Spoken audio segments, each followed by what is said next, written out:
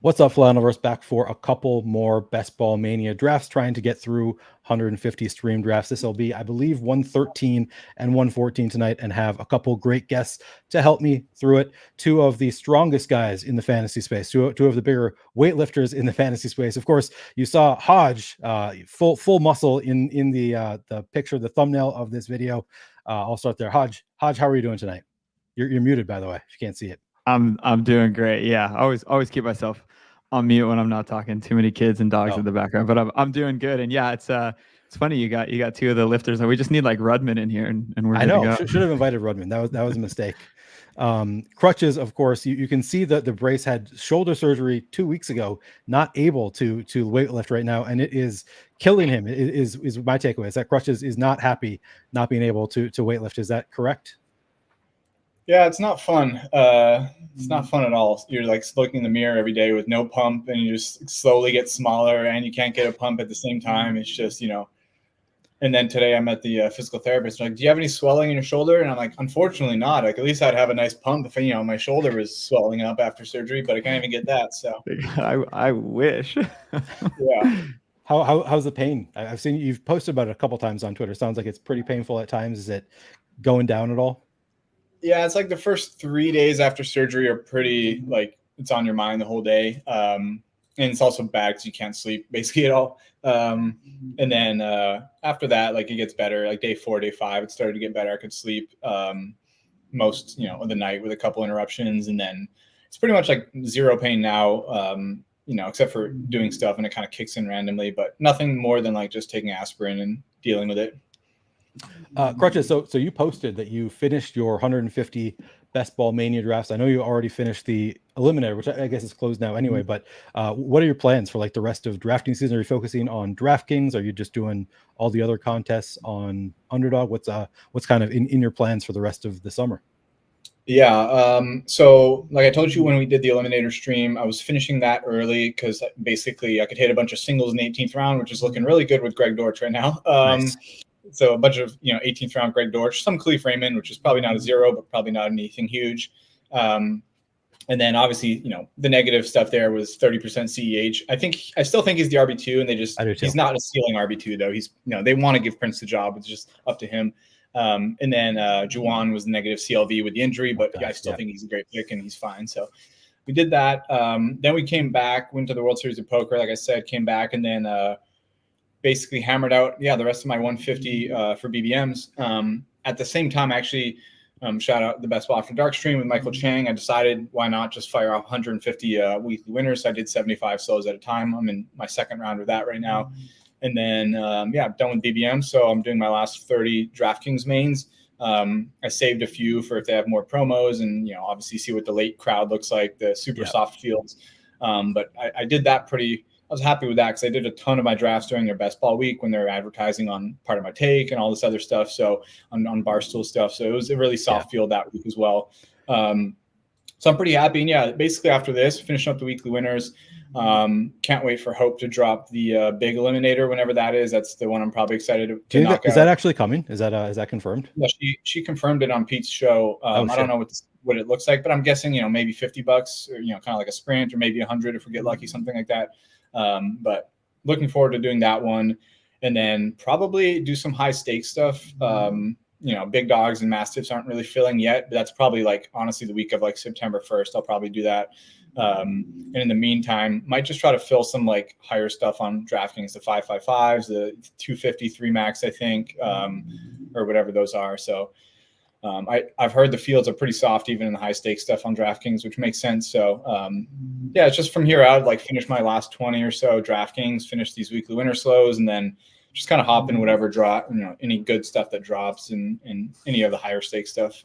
Getting that volume in. Yeah. DraftKings, was it 2 years ago when they like gave away tickets, like thousands of tickets, and it just became so soft in that final week. Maybe we'll get that again this year. I might even save some. It's probably smart. Save like 10. I've told this. I put this on Twitter too. Like, people complained about the rake over there, which in DUI is obviously worse. The drafting experience is worse, but I did the math. Like, I did all the promos from like day one, first month promos, the Best Ball week promos, and like I'm plus $11 on rake in the $20 main. So like I'm literally rake free against a really soft field. So I mean, even today they had a little promo. It's worth like $3.50, like 2,000 crowns. Like, sure, why not fire off a draft, get that, and then keep waiting for more stuff to drop, which they probably will. It looks like an overlay. So I think it will. Yeah, it's looking pretty good. Hodge, what are you doing for the rest of the summer? Are you planning on maxing out DraftKings, Underdog? What's your kind of plan for best ball? Yeah, I probably won't get to a max on DK. Not enough time in the day for me. I would like to max BBM. It's gonna be a crunch. I'm at 60 drafts, so I would have to do a lot. But I've been getting about 3-4 drafts in the morning from like 5 a.m. to like 8 a.m. and then trying to do a little bit more drafting at night. But from a bankrolls perspective, it really makes more sense for me to wait until they release some of these 10 max 50s, which they haven't done yet. I would really love to see another 3 max 101. Just some of those types of contests I think better suit my bankroll. Like, I probably won't get 5 figures down, as where Krutches will get low, or like high 5. It sounds like. So like, pushing 10K, I really just don't want a significant portion of that to be in the lotto. I would much rather play some of the fives, the 500. I'll probably do 5 teams in the 500, the big dog on underdog. I feel like I can be in an okay spot, even though it's 150 max with just 5 really well built teams.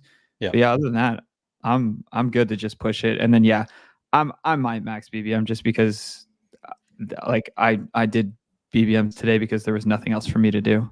Like that's just what it ends up being. So I think I did 7 today just because. Oh wow, damn. So yeah, like. Yeah, it sounds like you guys both might end up playing higher volume. I might be, high 4 figures. Sounds like so. Maybe Hodge and I will be. No, I'll be right there. Yeah. But definitely not getting to high 5 figures like Krutches in the volume. No. I think he's exaggerating. I don't even know if you can do that really, unless you're maxing. I think maxing big dog is 30,000. I'm not doing that. I mean, okay. Anything I might fire like lower volume stuff. Like, I don't know. It might be fun to do like a luxury box or something on DraftKings. Just especially last week if it's still open, if you get a couple softer people in each room, then it's probably worth it. And I haven't looked at the rake on the higher dollar stuff. It might be worth it, but it's 8 or 9%. Okay, that's not too bad. Yeah, I mean, if we'll see what underdog rooms look like. Like I said, I'll fire off like a big dog or 2 and just see what that looks like as far as what the rooms look like. Like I said, I think I was talking to Dylan, actually. They invited me out to the Wyndham this past weekend for Underdog event. They had a booth out there for the golf tournament. And I was talking to Dylan, who's new at Underdog there on the partner team. And it's funny because, the perception is, in typical most like betting things, like the higher dollar stuff, the edge narrows, which is generally true. But at the same time, like someone said, I think Pete said this, like a puppy in May is probably like the sharpest field you can find. It's just sickos, right? Good point. Like people with money, they don't think about like, oh, I'm not going to enter a $500. Like they want the $1,000 tournament. It's like, I want to fire one of these off just for fun, have a sweat. So it's really not like, if you have the bankroll, it's not like horribly, tough fields. Like, you're probably gonna have like 10 sickos in there, but you might get 1 or 2 people just firing off. So that's a good call. It's probably a little bit different from DFS in that standpoint. DFS, I think it's sharper generally in the higher stakes. I don't know. How did you ever play high stakes DFS? Yeah, and I'm telling you, I think one of the most difficult contests to beat is the mini max on DraftKings. Oh, I have heard that. It's $75 to do 150 lineups, and I'm telling you, they are grinding to the nub in that mini max. Like, I've studied the contest, I've looked at it. I haven't played the mini max in a very long time, but I've definitely done some like the higher dollar qualifiers. I think those are super soft. $2,500 and $5,300 queues for the live finals. Those are super soft. But point is I think it all translates. Like, you just get grinders, dude, in the $3. Like, they're grinding it hard. So, all right. Which is me, to be real clear. Like, right. I love grinding the $3. I know Krutch is going to give me shit, but give me those $3.20 maxes every time. Hell yeah. All right, I'm not going to hold you guys too long. I know we want to get to drafting, so I'll jump in a draft. We can continue talking, obviously. I saw Sacrilegious in the chat. I had a torn labrum in my left shoulder, which is ironically what I had in my right shoulder 9 years ago, and I had surgery on that one. So just getting them both done. Why not? It's like Tommy John surgery. Just get him fixed. What is the recovery timeline there? I think the average one is 6 weeks in the sling, 3 months until you can do anything strength related. So I guess that would be like right around November for me. So, Okay.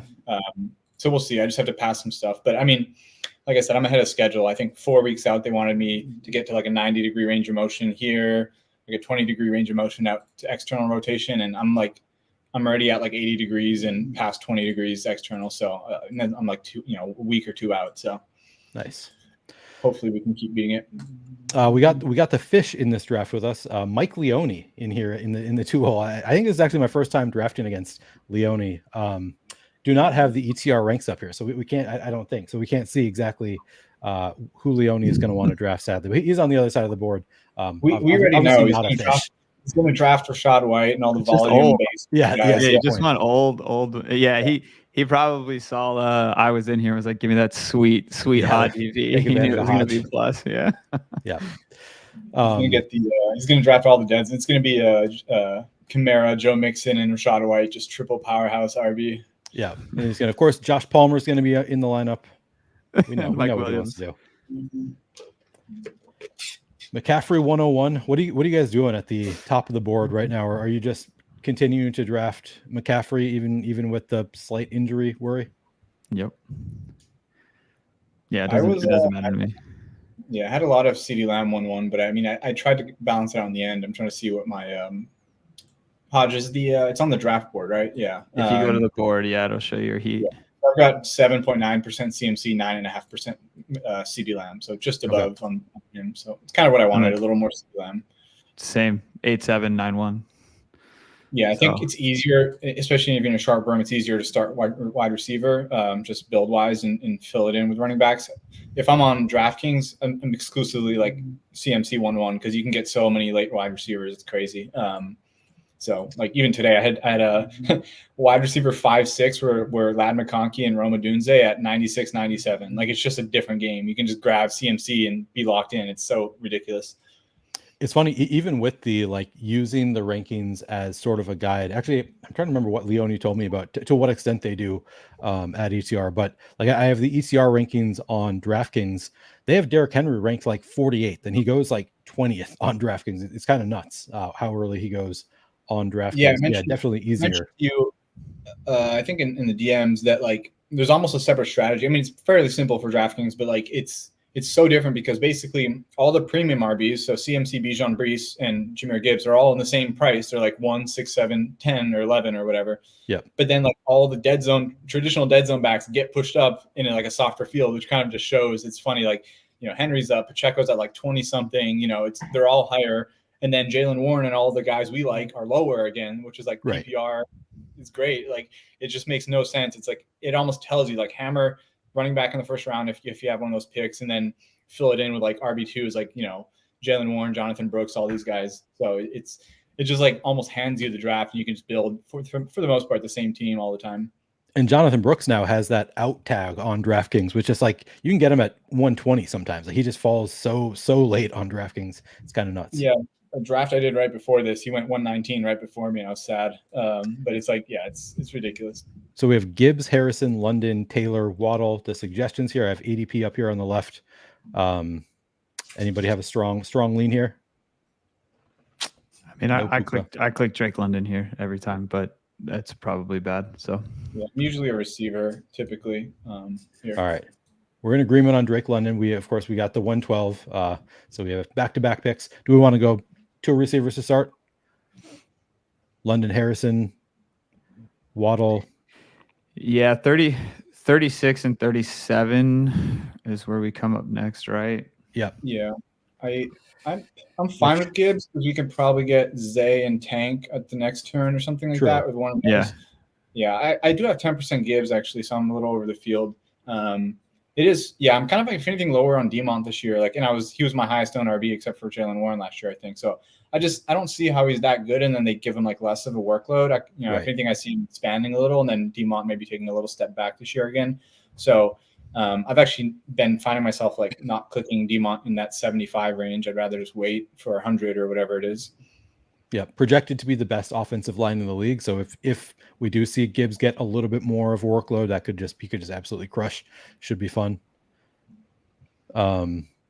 Jewish McCaffrey talking about, said, just heard overlay. Hope you were referring to the marathon and not my prized possession, of course. Trying to max out the sprint. Are you guys doing any of the sprint? Krutches, you doing it? That's one I was thinking about doing some. I did some early, some slows. It's just they still don't feel that fast. And yeah, I haven't thought through like, I mean, it's fairly similar contest. I haven't thought through like edge and that a lot, but it'd be basically the same thing, just more BBM. So like I said, I'll probably wait because people are talking about it overlaying, but I know how overlay hunters work and they fill that up really, really quick. So like, I'll probably wait closer to the end and then hammer some if I need to. But I'm not like in a big hurry. I ultimately, I do feel like I am going to get good money down on DFS, or on best ball, but like I'm really hammering the dailies this year after like how well I did last year in NFL. And that was the first year I really did volume on NFL. And like, despite being an NBA guy, my ROI was like multiples higher on NFL, and it's a small sample, and obviously I had the dog bowl stuff. But even if you take out all the dog bowl stuff, like it was still pretty ridiculous. So I mean, I have plenty of bankroll I can add if I need to, but if anything, I might just save some money and just focus on week 1 BRs once those post, and just start getting ready for that. So we'll see. Yeah. How about you, Hodge? You doing any of the sprint? No. Will you if there is overlay later on, or is that just one that you're just not interested in? I just don't think that there's going to be overlay. I mean, I can't tell you the amount of times that I've seen contests just snap fill within, just so quickly. So I don't know. I mean, I guess there might be in that contest, but I would honestly have to study it. I haven't even really looked at the format, the payout structure, any of that. I was just doing weekly winners, and that's what I was really enjoying drafting. It's funny because it's like I know Pete mentioned this when he was talking to Hope on Saturday, is that if anything, the price point would be the thing that prevents it from filling as fast, just because not everyone wants to play the $50 price point.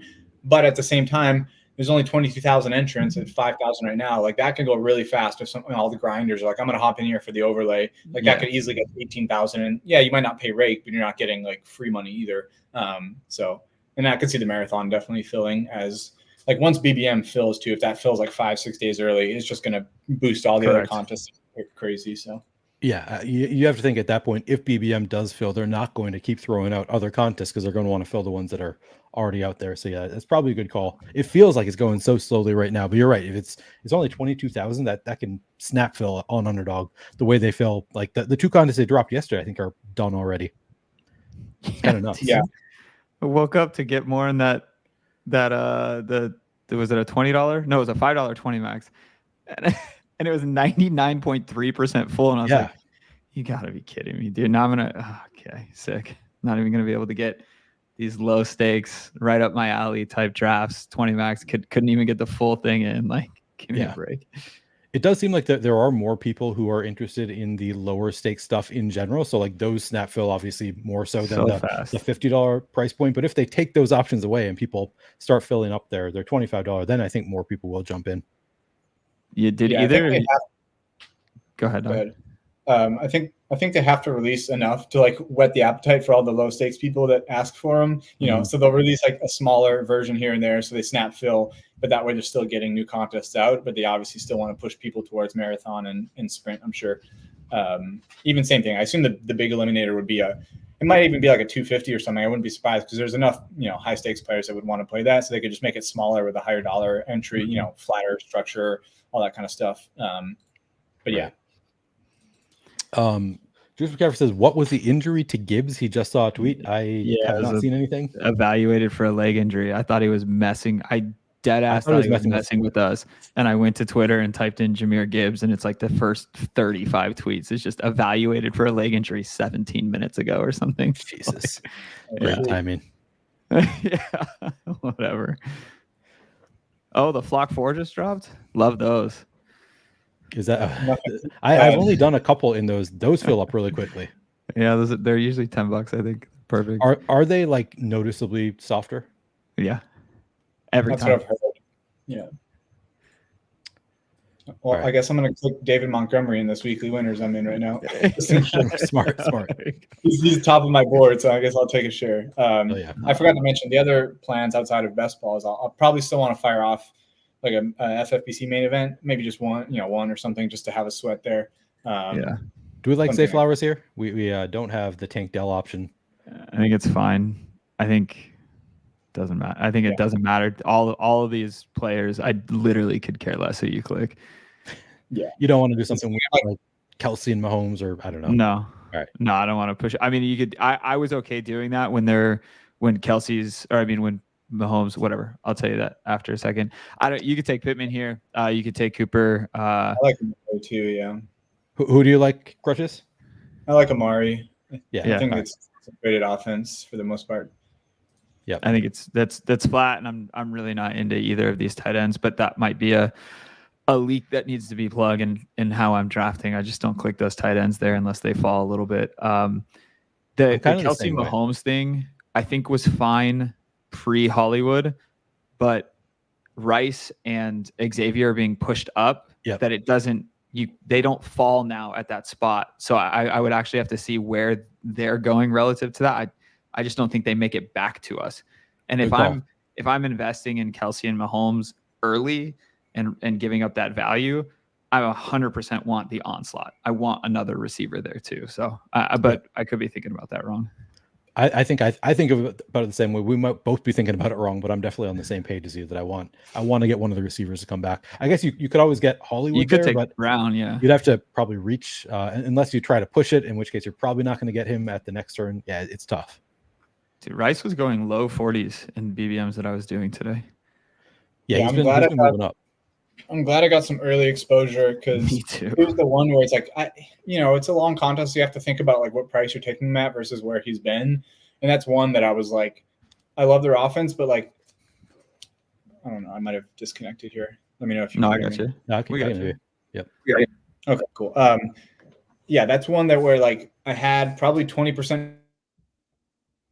Oh, no, you just went muted. And now you disconnected. All right, can you hear me? Sorry. Yeah. I was saying like I had 20% Rasheed at like between 60 and 95 where he was going, and then once he's pushing into like the 40s, it's like I can just get my Hollywood exposure, which I had 0 of. Obviously he's hurt, but like I can get him in like 70s now when he falls, or wherever he falls to, and then same thing, like I mix in more Xavier Worthy instead of Rasheed, so I kind of end up balanced, but I get like a little bit of CLV on it. So right. I really misplayed the Rashee Rice situation.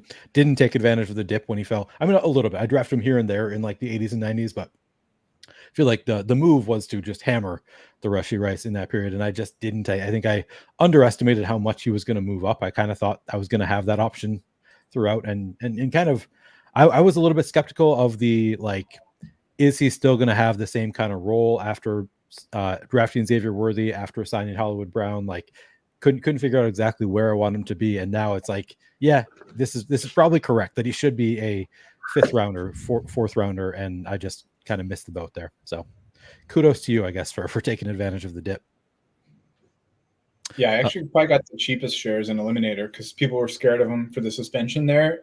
So I mean, there was times I got like I would start 6 receivers, like I told you, I like just hammering receiver out the gate and stopping. And then I would be like, Rasheed would be there at like near 100. And I'm like, well, I guess I'm getting my 7th receiver. Like, I'm not passing on this. So, yeah. Good vibes from Dylan. Krutches, good vibes from Dylan. Talk to him briefly on the phone. Oh, Dylan B. Okay. I was thinking AJ Dillon. I didn't read the comment before I threw it up here. Definitely not the good vibes from AJ Dillon. But although the coaches apparently love him every single year and he's in the best shape of his life. But no, Dylan's a great guy. He's a lifelong DGen and just definitely knows the space very well. So super cool guy. Him and Gator were there, and Berman. So, oh, nice. Wait, Gator? I don't think I know Gator. Yeah, Gator. Ryan.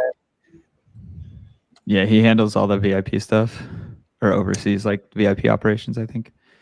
I'm clearly not VIP. Well, me neither. I just met him at Dog Bowl. I want to be real clear. I don't know him because I'm on his fucking email list. I know him because I met him at Dog Bowl. Nice. Yes. I didn't realize that you were. Maybe we talked about. I don't think we did. That you were at Dog Bowl too, Hodge. Did you have a ticket? Were you? To be real clear, did not have a seat at Dog Bowl. Was just out there. Oh hell yeah. Gotta yeah. No, I was out there for an event with goons, and it just so happened to line up that it rolled right into the dog bowl weekend. So just crashed at Bales's place for a couple nights and got to sweat it with the boys. And I mean, it was fun. It was fun. I had action with Dave. We swapped. I don't even remember what week, but he was in third and I was in fourth, and we were like a half point from one another. So we just swapped equity right then and there. So I mean, I had a little bit of a small bit of Dave in that team, 5%. So I mean, it was still fun to sweat and root him on. Wait, Dave? I don't know. Oh, Dave's D4VE. That D4, Dave? Yeah. Okay, yeah. I know Dave. And Krutches, you actually had you had 2 tickets, right, in the dog bowl, or you had at least a ticket in the dog? A billion teams in the dog bowl. Is that right? Yeah. I had 2 tickets. Ran pretty bad in the finals. So, but I mean, like I said, that's what I was looking at when I was talking about my ROI. I was trying to see if it's a sample size thing or was it a dog bowl thing, and it really wasn't a dog bowl thing because, I made 10,000 for each of the, for making it to the dog bowl, but I only made 5,000 in the finals, additional. And then after I got the first ticket, I maxed it for a few weeks, so I spent a few $1,000s on that. So realistically, it wasn't even probably the highest. The upside was there, but yeah. One of the teams min cashed the finals, the other one made 5,000. So pretty, especially pretty bad considering how much game theory or how much Can we go Pitts here? Just to check in Pitts with our London. Yeah, and we can set it up. No, just cue Pitts, and then we'll think. We got 30 seconds on this next one. Usually I'm Godwin here in this range. I like Godwin. I'd be happy with any of these 3, honestly. So I'd be happy with any of the 3 that it's recommending. Sure. So I love attacking Green Bay in general. I think that they have a great playoff schedule, Seattle Saints, and then in a dome at Minnesota. So I really just like taking some of those pieces. I usually just take the cheapest one though, but go Godwin. We got him queued. Yeah, we can take more Packers later. I've been attacking Green Bay quite a bit too. We won't get Watson, but we could definitely. I don't know what Wicks was. Is Wicks 121 or something like that? I think a little earlier. I feel like it's 115. Yeah, good point. I was going to say Hodge. That's the only one we differ on. Although it's not a purposeful fade. I at the beginning of the offseason when Love was going even higher, I was him and Stroud were absolutely not draftable for me. Felt they were being drafted at their ceiling, not being big Russian quarterbacks. And then I was big on Reed because I just think he's so good. But then I'm rational coaching, is he in playing 2 wide receiver sets, all this stuff. Yeah. And then it's just tough to obviously you're just gambling on each one. And then Wicks I loved originally when he was 140 ADP, 130 ADP, and then he just got steamed so hard. I was I'm not chasing him up the boards, so I'm under on every single wide receiver. Overweight both tight ends, basically overweight both running backs, and then just fading the passing game, which is kind of scary. But I don't have hard player takes. I'm not a no ball. I don't take these big stances. I just think having pieces of Green Bay throughout a portfolio is the smart thing to do. It's Seattle, Green Bay, the Saints, and the Vikings, I think just all have such a sick correlated week 15, 16, 17 that you can get such great little mini correlations, or you can take one of the quarterbacks and really bring on the full stacking, that it's just this really great playoff spot where dude, it's just sick, man.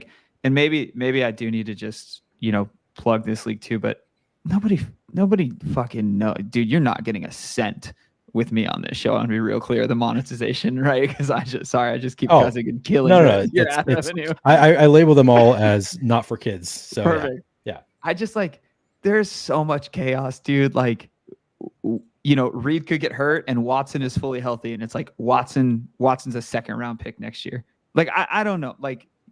That range of to me, I just feel I just want to draft based off of some of the things that we know, but I do think knowing ball and having a really good read is a big edge. And it's just not my skill set though. It's just not what I do well.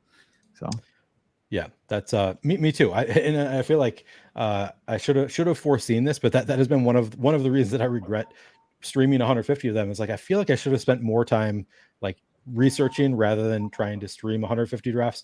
So you got to get ball knowers onto the stream. Just get the sharps on. Yeah. Well, that's what I do. I just constantly try to get sharps on the stream. Well, we have Krutches here. Krutches, I think is a ball knower. Krutches is definitely a ball knower. Yeah. Krutches is 100% a ball knower. The takes that he puts in the TG are very good.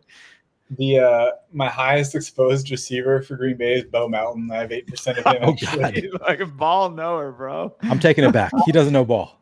This was all at the end. This is like preseason game 1 when he was like mixing in with the ones, and I'm just like, this is a 5-man like rotation possibly, and he's going undrafted. I actually checked. Yeah, I put it a tweet, but like he was 6% drafted in BBM, and I'm like, I'm just gonna play the game theory here. Like, if indeed like him and Wicks are like rotating and stuff, like, and then any injury, and he might just be like playing full time, and his like yards per route one were literally better than Wicks's, which were really good in the few playoff games that he played in a lot. I was like, I'm just going to like mix this guy in the 18th round. Cause like at that point, Dortch was going in the 170s, like McMillan got priced up 20 picks. I'm like, I'm just going to start clicking Bo Melton and Jalen Hyatt, cause they're like 11 and 6% drafted in BBM.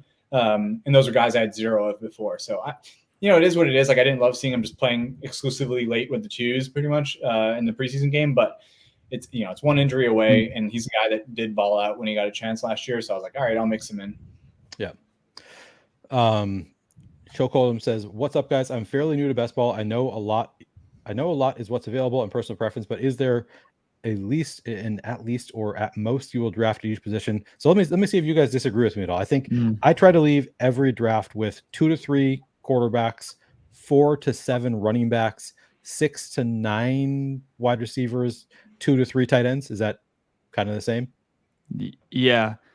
Personally, like, I think that's a really good rule of thumb. Personally, I'm probably never touching a 7th running back, and I don't even care if my first one was taken at pick 100 and is fucking Zamir White. Like, I'll just still click 6. Okay. Like, I just they're so useless, dude.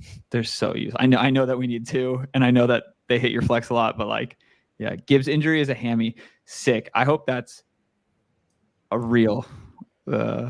And not you're not trolling. All right, we OTC here. Yep. This is the gross range here. Yep. Here, I'll start by ADP on the left here. I mean, you take Najee or do we double click? You want to double tap, or do you want to take Addison? Or are you guys over Addison with I actually like mixing Addison here. Me too. Yeah, it's kind of like the Rashid lesson. I'm just like, and I saw the legal opinions and stuff where he might, if he doesn't find a quick settlement, it's just going to be, there's a chance it's mid-season or late season, but it seems like most likely it'll take push to next season, and then grab it. Yeah, Najee's probably the pick. Yeah, the only running back that I would argue against is Mondre. Is Mondre. I just don't click him a lot. I'm not overly bullish on the Pats, other than Drake May and late Polk and whatever. But yeah, that's just because they're free. I'm biased against Mondre more so because of the bye week, because I'm such a bye week bro. I have trouble clicking 2 consecutive week 14 buys at running back early. So I'm like, I can always get Brian Robinson or Javonte Williams at the next turn. So it's a dumb reason, but it is my reason for not clicking Mondre that much. I think it's valid because so many punt running backs have that. Like, you have all the Broncos guys have 14. Yep. Then you have who else? Washington guys. Denver guys, all the Denver guys, the Washington guys. There's got to be some other late ones too. I feel like there are that I'm blanking on. The week 14. Well, there's other Antonio Gibson if you like him, the other Pats guy. Positional. To go back to the question, I agree with you on all of those. I would say like 4 RB is a rare one. Like, I would have one a really strong run. I have looks like 8 teams in BBM that are 4 RB, and then with the 7 RBs, I have 4 teams in all of BBM with 4 RB or 7 RBs. So it's basically 5 to 7. I would say 6 to 8. I don't really do 9 wide receivers almost ever, unless it's a 4 running back build. I just think one thing people underestimate with these like crazy builds is like the diminishing return thing. Like, there's only so many positional spots, and like an extra 18th round wide receiver as your 10th. Like, what does that really do versus like, let me grab, Alexander Madison and see what happens if an injury happens. Like, it's just diminishing returns. Like, yeah. I always refer to it as like, what is the barrier to entry to this player getting into your lineup, actually scoring points for you? So I kind of use that as a barometer for like, does this player do anything for me? Are there gaps to fill? Which is part of the reason that I'm such a bye week bro, is that I'm like, that's where it gets easier to score add fantasy points to your team if you have like two quarterbacks with the same bye week. Like that player, the barrier to entry is 0 for that 1 week, and then obviously can spike other weeks. So yeah, it's an interesting conversation. It's one of the reasons why, like, generally I have very boring takes when it comes to best ball, where I'm like, there's certain things in best ball that are never going to be solved, right? You have to perfectly solve best ball with these, like we talked about a little bit after our show we did last time. You need to project the entire season perfectly, and you need to project weeks 16, 17, and 15 perfectly. Yeah. Until you can do that and project injuries and depth charts perfectly, like, it's not going to be solved. What you can solve for is draft capital allocation and positional roster allocation, right? And those are basically solved, in my opinion. Like, there's, diminishing returns. You need a certain amount of players, at 1Z. Usually it's like 5 1Zs, unless you have a really strong, 0 at both, and then you can go 3, 5, 7, 3. But like, I think those things are fairly solved, and it's like, it's a hard enough game as is that people are like, oh, I'm going to draft like 2 week 14 quarterbacks and be unique. And I'm like, why? Like, right. If you look at the data that Neil Farley has put out, like, the difference between second and third is usually like 10 to 20 points. And that's 1 week of your quarterback play. Like, why are you taking 0? Like, tight end may be more excusable, but like, it's a thin needle. Why make it even thinner? Like, just take someone with a different bye, like tie break, just doesn't really make sense to me. Yeah, no, I 100% agree. People are trying to get too cute. I think, like, people think of it as a tournament where you're competing against 700,000 people at once, or whatever the number is. They're like, I'm going to go completely outlandish because I'm competing in such a big contest. But it's like, there is never a point when you're actually competing against 700,000. The biggest pool you're actually competing against at one time is like 500 teams. You don't really need to get that nuts in the way you approach this. I had another. Oh yeah, I want to get back to the dog bowl. This is way in the past. How did you approach like diversifying your 2 lineups, Krutches? Like, did you intentionally try to go with like different players, different stacks on the different teams, or how did you approach it? Yeah, well, Sacrilegious was there too, but he was in the competition, so he didn't educate me about Jacquard ahead of time. But damn it. Yeah, on Sunday he was like, "Remind me tomorrow. I'm going to tell you this concept." So he was like, basically like, "You know what Jacquard similarity is?" So I heard about it there. But I mean, I figured it was that. Like, it was kind of a risk on. Like, I didn't want to like an extreme example would be like, "Oh, I'm going to draft the same 4 players and just differentiate like 1 or 2." Like, that's way too extreme. But like, my thing was like, if there was like a screaming value, a player I projected super well that that fell to me like twice, I'm fine with like 1, maybe 2 overlaps. But realistically, if like I didn't want more than like 1.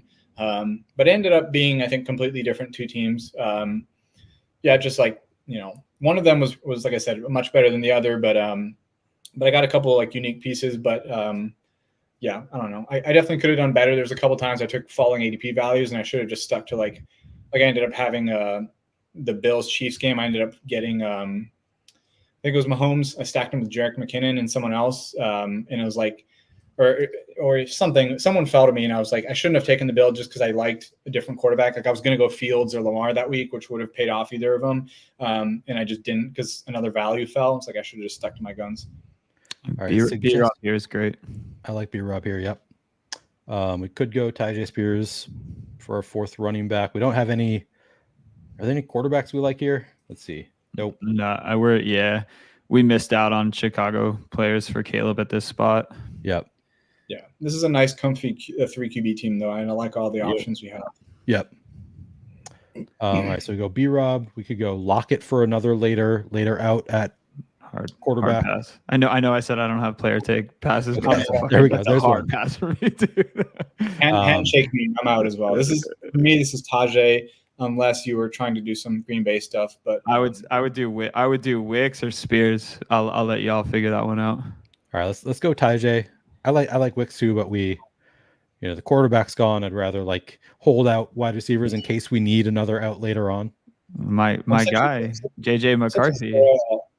0 QB apologist. Like, just look at our team. Like, go back to the picture and look at our team. Like, like almost everything from here except for stacking our quarterbacks is like a luxury pick. We have 4 stud RBs. We have 5 very good receivers, assuming no suspension, elite tight end. And it's like, let's just say we get like Baker, JJ McCarthy, and Kirk Cousins. Like, who says one of those guys doesn't spike in week 17? Like, it just feels so good. Like, I'm sorry, man. Like, 3. I have so many 3 QB, and I even talked with Hodge about this. I've done 3 QBs with elite quarterback, not for like a safety purpose, but for just more correlation. So it's like, it feels good, man. I don't know.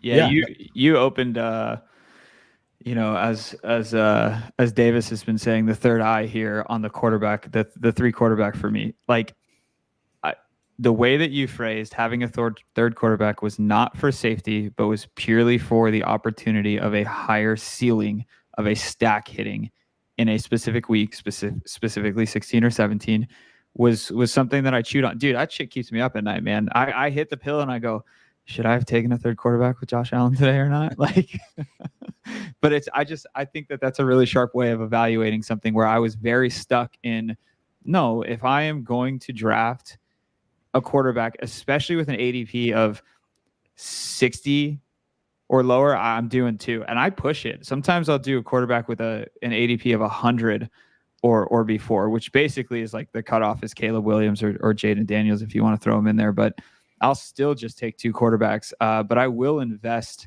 a little bit more draft capital in that quarterback spot to where it's a quarterback going like 133 to like 157. Like, I'm not taking a May or a McCarthy as my second quarterback. I'm trying to take somebody like Kirk with all the London that I have.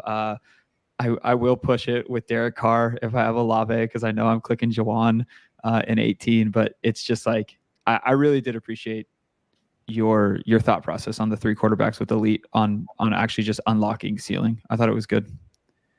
And that was in line with the Best Ball Manifesto. I think we only like the highest EV was if you have 3 game stacked quarterbacks. So generally a good idea. I struggle with it's another thing that I'm like, I think my like relieving my own stress. Sometimes I go for those earlier quarterbacks as a way of just like completing the stacks, even though I'm pretty sure that this is wrong to like go with 2 quarterbacks in the top 100. Like earlier I had the conversation today with JJ. Like, I will occasionally take Lamar Jackson and then also take Dak. And I'm like, I'm pretty sure that's wrong, but I sometimes do it anyway, just for like all right, now I'm done with my quarterbacks. I can be done stacking. I think I probably need to be doing more of what you're doing. Yeah, Neil, what I was going to say, I was watching the stream on that you did with JJ, and I was going to say I've probably done that, but every time I do it what that one guy did with Dak, right? So I'm like, if I can get Dak at 115 with CeeDee Lamb or something, then I will, because it's like, all right, now I've got like, you know, technically you're spending less on draft capital, but you're still getting the same player that's worth a 95 overall pick. And I think he should probably be like a 70 ADP pick anyway. But yeah, it's like, that's when I'm fine, because it's like unique, right? Like I said, I hate bully tight end, but my third best CLV team of the entire season, I just did like a week ago, that I sent to Hodge, and like it has Laporta at 45 and Pitts at 77, which is like, what combo is ever going to have that, right? It's 9 picks past ADP at a high ADP player, and then 17 picks past ADP. Then it's like, all right, I just pump 3 cheap quarterbacks and like stack it up and try to land the plane. And then real quick, Hodge, I'm with you. Like, Juwan Johnson is maybe the most misplaced player in like best ball. Like, why? I love it. I've railed against elite tight end this year anyway. And I get it's an upside thing. It's not an advanced thing. But like, why is the guy who was literally optimal in week 17 last year the number 1 tight end in week 17? And he's like, now he has a foot injury. He's going literally completely free. I've gotten him in the 20th round of DraftKings drafts. Like, it's insane to me. Like, the guy had 19 points in week 17. He had 4 games over 10 fantasy points. The year before, he had 5 games over 10 fantasy points with a game over 20. The guy's been a stud. Like, there's 2, maybe 3 good players in New Orleans. Like, people are psyopsing themselves into Bub Means, Samson Nakua, and you know, whoever they can get their hands on, A.T. Perry. I'm like, no, it's Olave, it's Kamara, it's Taysom Hill if you have him at tight end, and it's you know, it's Juwan Johnson. Like, what are we doing here? Why is this a thing? So anyway, draft easy click. My CLV is going to look like dog shit on him, but I do not care. It doesn't. I mean, everybody's is, because we all were taking him because he was such a great pick, and then he got hurt, and now he's free. So we all have that. The other like positive, like that game environment is obviously not projects well, but it's so nice if you draft Brock Bowers, for example, then you can literally just go on the turn or whatever, Derek Carr, Juwan Johnson late. You have a full game stack with 2 elite tight ends basically, and just treat them like 2 elite tight ends. Like, it's so comfortable. It's so nice. Like, and then Bowers' usage looked pretty sexy week 1 too. I mean, I just like whatever preseason week 1, and we're on the clock, so I'll stop. But Cousins is the obvious click here. We have double stack there. Yeah, you don't want to see. I love pushing on a guy like Cousins when we have Oh, hits really? and him. I think you can push him. Is there all somebody the else way you'd back rather around. take here? Who No. would you take instead? That's what I argue against. There's nobody else I Yeah. want. It's like I Jalen know. Polk here. Yeah. All right. Just All right, take so Kirk. we'll The go other Kirk thing, then. Hodge, I was gonna say, if it's off stream, it's different. But if anybody's watching us, they're just gonna take Kirk Cousins. Yeah, so true. Good point. All right, so ADP is here on the left. Goff, we have only paired with Jahmyr Gibbs. We could take Jalen Polk. I know Krutches is in on Polk. Yeah. Dotson, Mike Williams. You think Polk? We have a bring back already with I don't mind Dotson. We have a bring back. I would smash Jalen Polk. I don't hate Chubb either, but we're set at running back. We can just wait till late. Yeah, I think Polk is the play there. Give us another out at quarterback. This is a perfect Braylon Allen team here. No week 12 bye. Just grab the guy. That's another one to me. He's not moving up enough, especially on DraftKings. Like, he's the guy that I had none of at 216, right? I don't care. I drafted him at 190. That's fine. And then, like, we get nothing but buzz from rookie OTAs, positive buzz in camp, and then smashes his first game. And people are like, "I will bump him up 5 spots." Like, what are we doing? Like, the guy should probably go next I thought to he was going to. Yeah. The guy should be going like next to Jalen Wright, Tyler Argio, all these guys. Like, the guy's a monster. He's smashed. And like I think was it on JJ stream where he talked about, like, maybe it was ADP chasing, where it was like, rarely does someone have the drum beat on all three, right? Like camp, OTAs, like, and like preseason usage in games. Like, the guy has all three, and we're like, nah, like, it's crazy to me. Like, why is he not more steamed right now? Can we say hi to your dog? What's your puppy's name? I don't have a second arm to pick him up like I normally do. That's fair. That's fair. Oh, hi, Mac. Hi, Mac. Oh, look at that guy. How we doing, Mac? Thank you. I just saw the top of his head. I needed to meet the dog. Yeah. Always. He loves anytime I'm in a meeting, he just knows I'm in a meeting and he wants to get on camera, I think. So he just comes and acts. He's a showman. He's got to show himself. That's so good. That's great. So the solver, I did not realize that Best Ball Explorer was now attached to the solver. I just saw that in chat. I saw you responding to Bird Doggy in chat. When did that happen?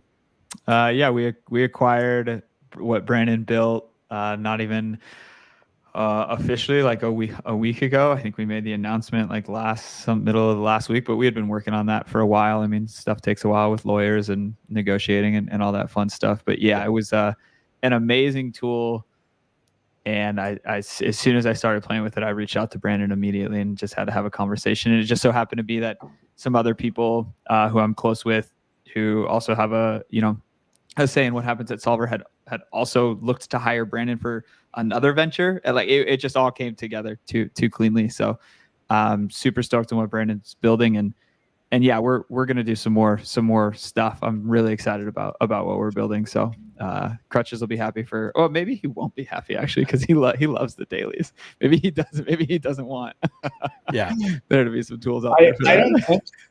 The nice thing about my process for the dailies is it's so simple. It's just most people don't think through it. I don't know if he's still in here, but like, shout out Sacrilegious. Like, if somebody wants to go back and find him talking about this stuff, I'm not going to link to any streams or anything. But like, he first alerted me. This is before I did any Dog Bowl stuff, and he was mentioning kind of just general stuff about how people misplay stuff in the Dog Bowl qualifiers, and since then it's been a print fest in NFL. So it's like very.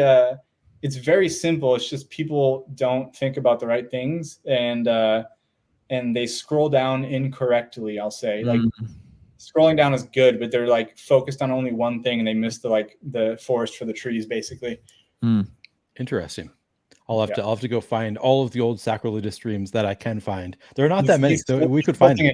He's tilting in chat right now, but blame him. I wouldn't even be in the streets if it wasn't for him. He's the one that gave away the money. We'll nuke the daily system if people keep leaking alpha. Sounds like you leak the alpha, Sacrilegious. That's what I've gathered. You were leaking alpha to our benefit.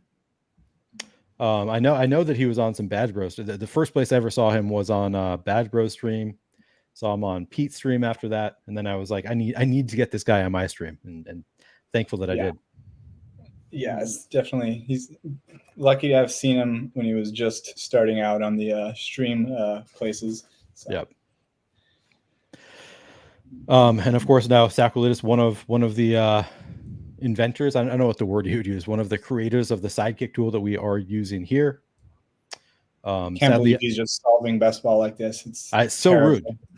rude. Sacrilegious and shady advice working together is just feels illegal. Feels like it should not be allowed. Come on, Sack. Just get Shady to give me perfect projections for all the weeks and week 17. Come on. I know he can do it. Oh, for sure he can. Jared, Goff finally goes. Right when I'm about to say it, he goes at 152.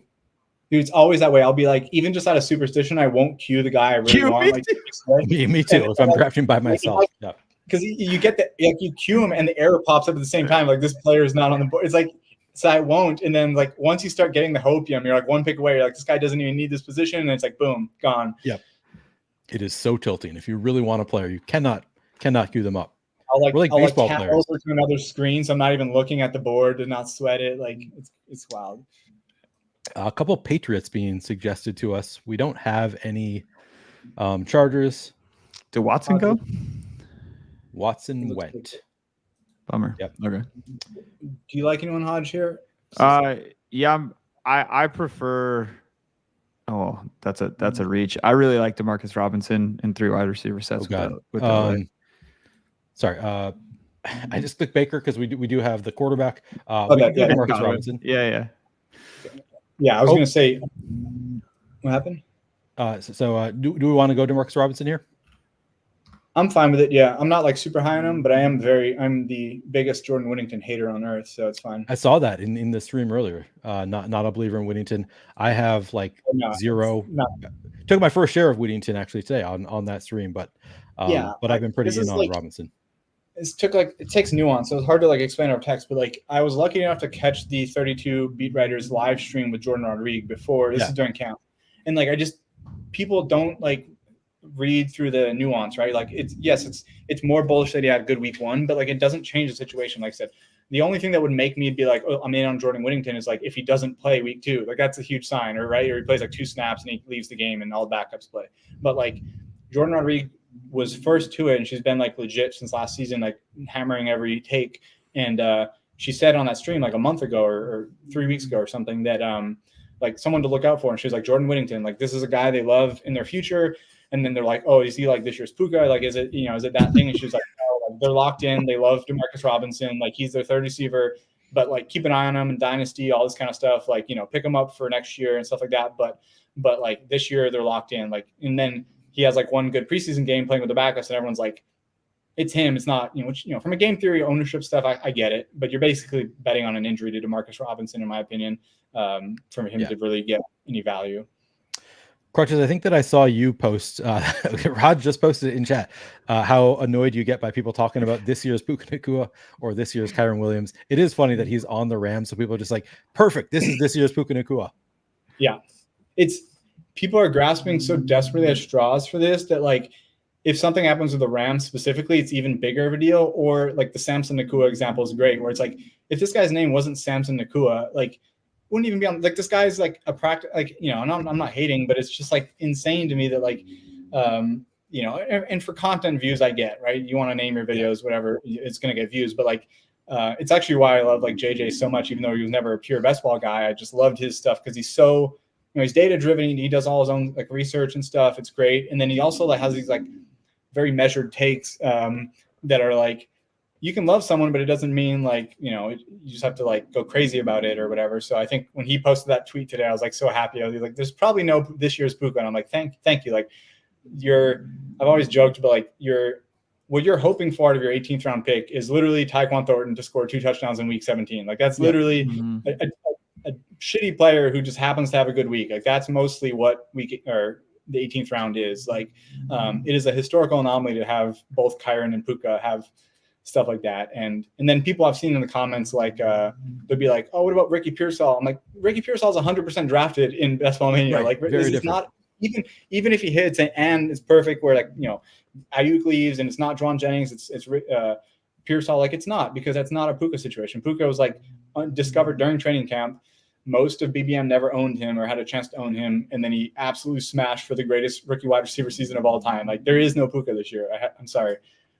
It's funny that we don't include Tank Dell in that conversation all that much, because I feel like last year was just there were so many like huge hits in the 17th and 18th round last year with Tank Dell, with Trey McBride, with Puka Nacua, with Kyron Williams. Just like that was speaking of historical anomalies, we're probably never going to see that again, where there are that many like enormous hits that late in a draft. I know Tank Dell got hurt, so like I think that's probably why we don't talk about it as much. But like there were so many last year, and it's like more than we've ever seen before. I mean, I remember Chase Claypool was like, oh, that was an awesome 18th round pick. Obviously, it like pales in comparison. Yeah, I think for rookies, it makes sense. I was thinking about this too, right? Where like even JJ talked about on his pod with his like age model not mattering as much because NIL and stuff. Like I think we are going to see more. Like I was thinking about the Marvin Harrison ADP, right? Like it seems crazy, but you're like, these guys are basically pro ready, because before it was like, as soon as you can get to the NFL, you want to, because you want to get paid, right? So you're going to leave. But like these guys, they could stay in college for 4 years, make millions and millions of dollars like Caleb Williams and these guys are making, and just do that, try to win a national championship, do all this stuff, and then go to the NFL. And so it's like these guys might just be pro ready. So like, Marv and Neighbors could just come in and instantly be, 150 target kind of guys, like just crushing, we saw Jamar Chase and, Justin Jefferson once he started. But yeah, I think there might be more of it just because these more pro ready guys are coming in. And then, a Tank Dell was obviously a situation where like the two deep shell stuff, he's just a better fit as an outside wide receiver, even though he's small now, because he can do all the stuff that you need to do there versus just, the Calvin Johnsons before there were all the studs on the outside. So it's a combination of like a few things, but yeah, I mean, and people don't talk about the other stuff too. Like it wasn't an 18th rounder, but like Achan was 140s ADP last year. Like he smashes. Obviously, Raheem Mostert smashes. There's so many late round picks that smashed that gave you super teams that, that was very like unusual. Typically, you're drafting a pretty good team, and then you just need your players to, go for 50 points like Jamar Chase did for Liam and stuff like that. Yep, absolutely. All right, we're coming up on our pick. K-Dot and being suggested. Of course, we have the stack there. We want to do that. Okay, K-Dot and goes. Every time you say the name, I know I shouldn't have said the name. That was a mistake. I don't care that much though. It's K-Dot. I'd be happy with any of these tight ends if we want to go with a different running back or something. What do you guys think? We have Audric Estime. I'm sort of into Jordan Mason right now. What do you think? Tight end? I mean, I would like Tracy here. Yeah, we can't get Juwan later because we have a week 12 bye. So I would be fine with Jonnu or one of them, and then Tyron Tracy, I think. Yeah, I was going to advocate for Ray Davis last pick. I'm super high on him and super low on James Cook. So there's one of my stands. But, I think this is fine. There's not like any receivers that stand out here, and we're kind of good there. Correlates with Amari Cooper for week 17. Yeah, that looks good. So somebody asked me on my stream earlier how many rookies is too many, and I did not have a good answer. Like, it's not something that I think about all that much. Like, I think about player archetypes kind of, but it was a little bit tough for me. But then I said on that stream, like, I don't like when I'm drafting Marvin Harrison and Malik Neighbors, I don't even think about them as being rookies. Like, I know that they are, but like the archetype, like I just treat them like they are wide receiver ones from the get-go. So I don't like bucket them in with the guys like a Corum or Trey Sermon, like those guys. Do you guys have any like yeah, exactly. Like I kind of think of them as like a different bucket than like the rookie archetype. Do you guys have any rules for like how many rookies you would take? Like too many on a team? No. I've never thought about it. It's more just like does this group of wide receivers make sense for me to take a third rookie here if it's a real rookie, like going in the 100, ADP of 100 or 120, like that's all that it is. Or or it's usually the other. It's like, oh, should I just click Adam Thielen here because I took a bunch of rookies through the first 5 picks or something like that. So, and I maybe want some early season production while Leggett or Corum or whoever it is takes 4, 5, 6 weeks to kind of what we assume get up to speed, what history has suggested. But no, I've never thought. I mean, honestly, it might be fun. That sounds like a challenge. Yeah. It doesn't Pete do like randomizer, so where it's just like draft, rookies only in a BBM, like rookies and sophomores only in a BBM. Yeah, I was gonna say like the answer is 18 rookies on my team if the prices are right. Like it's Yeah. I mean, in theory, like you grab Caleb Williams week 7 bye, boom, he's starting right away. You grab Jaden Daniels and you can backstack like Bo Nix or Drake May. It's 3 rookie quarterbacks. Some are starting right away, and then same thing. You just running back might be tougher and stuff, as they're not starting right away necessarily. But yeah, I'd be fine with a bunch. Also, can we talk about shout out Monkfish? He's a daily grinder for NFL. I haven't seen him in the best ball streets, but my guy just took Mac Hollins in the 16th round, and that's something I can respect the alpha play on. Get your guy, Monk. Yeah, some of these are crazy. So I was going to say, I'm not in on Jordan Mason. I mean, I didn't really take a lot of the running backs on the backups. Like I have some Elijah Mitchell, but it was mostly on teams where I'm like, all right, I'm pretty set. I'll just get a contingent guy. It's just tough because I feel like they like him. Like they want Elijah Mitchell to be their backup, but he's just always hurt. So it's kind of tough. But then someone mentioned today, it might even be a cut risk if they want to keep Garendo and Mason. And then if he's not healthy, they could just cut Elijah Mitchell. So I'm kind of out. But JJ was talking about that today. Yeah. Yeah, I don't think Mason's a bad pick. He's just one of those I didn't get to because I'm already done, and it's like just now he's starting to get drafted. So, yeah, I think I've started drafting him since you finished. So it's been like literally the past 24 hours. I'm like, kind of makes sense to me. Like I was pretty in on Mitchell just from a like, if something happens to McCaffrey, if one of these guys is going to be the guy, then they're going to be just a smash pick. As JJ was saying earlier, though, like there's no guarantee if Eli Mitchell is there. Like we don't know that there's going to be a guy if Christian McCaffrey goes down. So maybe I'm a little bit too bullish on Jordan Mason right now. But I also have a ton of Eli Mitchell, so sort of hedging against myself a little bit. There's two. Speaking of Best Ball Explorer, there's two teams I have from April 30th that are my best draft capital teams, and they both were during my Isaac Garendo phase. So it's so sad where it's like they're absolutely stacked. But I was literally just taking actually one of them as Isaac Garendo, not the other one. But yeah, it was wow. They're both 150 and 135 in ADP. But my very, very best one, and it's both the best in ADP and draft capital CLV. And yeah, that one is an Isaac Garendo team. So I guess we just pray that everything falls apart and he comes on in week 17, right? It could happen. Yeah, it is a 2-7-7-2 build though, so it's one of those early offseason punt running backs, 7 running backs. So I don't need him, but yeah, you can afford the 0. Yeah, there's some fun stuff. J.K. Dobbins at 178 on that team. Tajay Spears at 130. It's pretty comfortable. Yeah, that's fun. It is fun to go back and take a look at all that sweet CLV.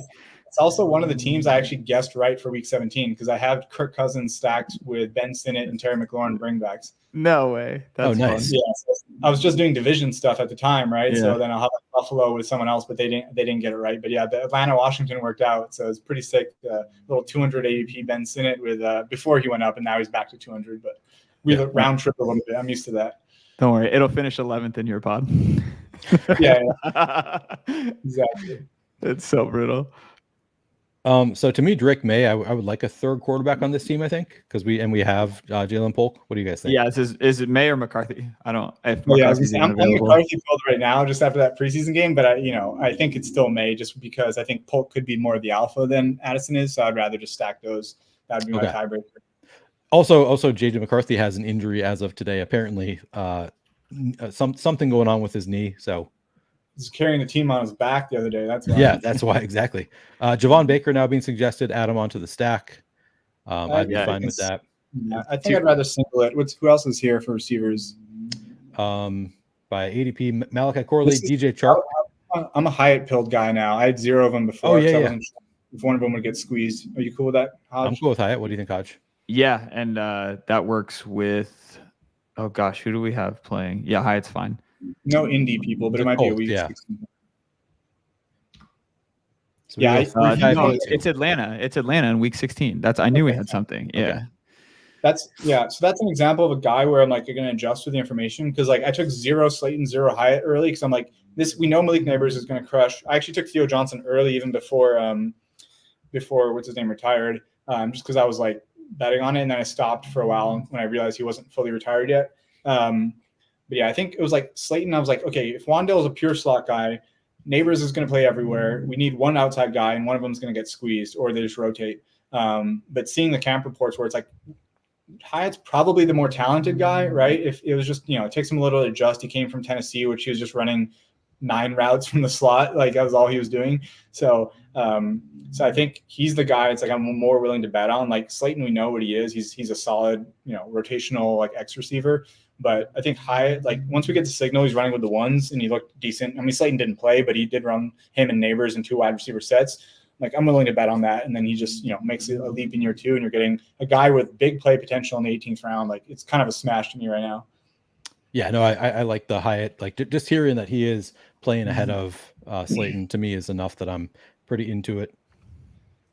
I was also sorting the ETR. Like I was going through all the ETR ranks the other day just because I hadn't looked at the ownership stuff. And like you see all these guys at 100, 99, 97, and then it's like 34%, I think is Hyatt, or it might be 11%. I think it's 34. But either way, it's like this, like if you look at the way they rank players, it's all these guys at 190 plus, and then it's like 34% Hyatt around there. And I'm like, yeah, I'm going to click that all day.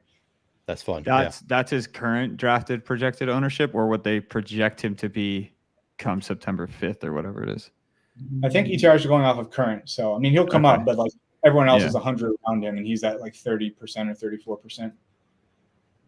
Okay.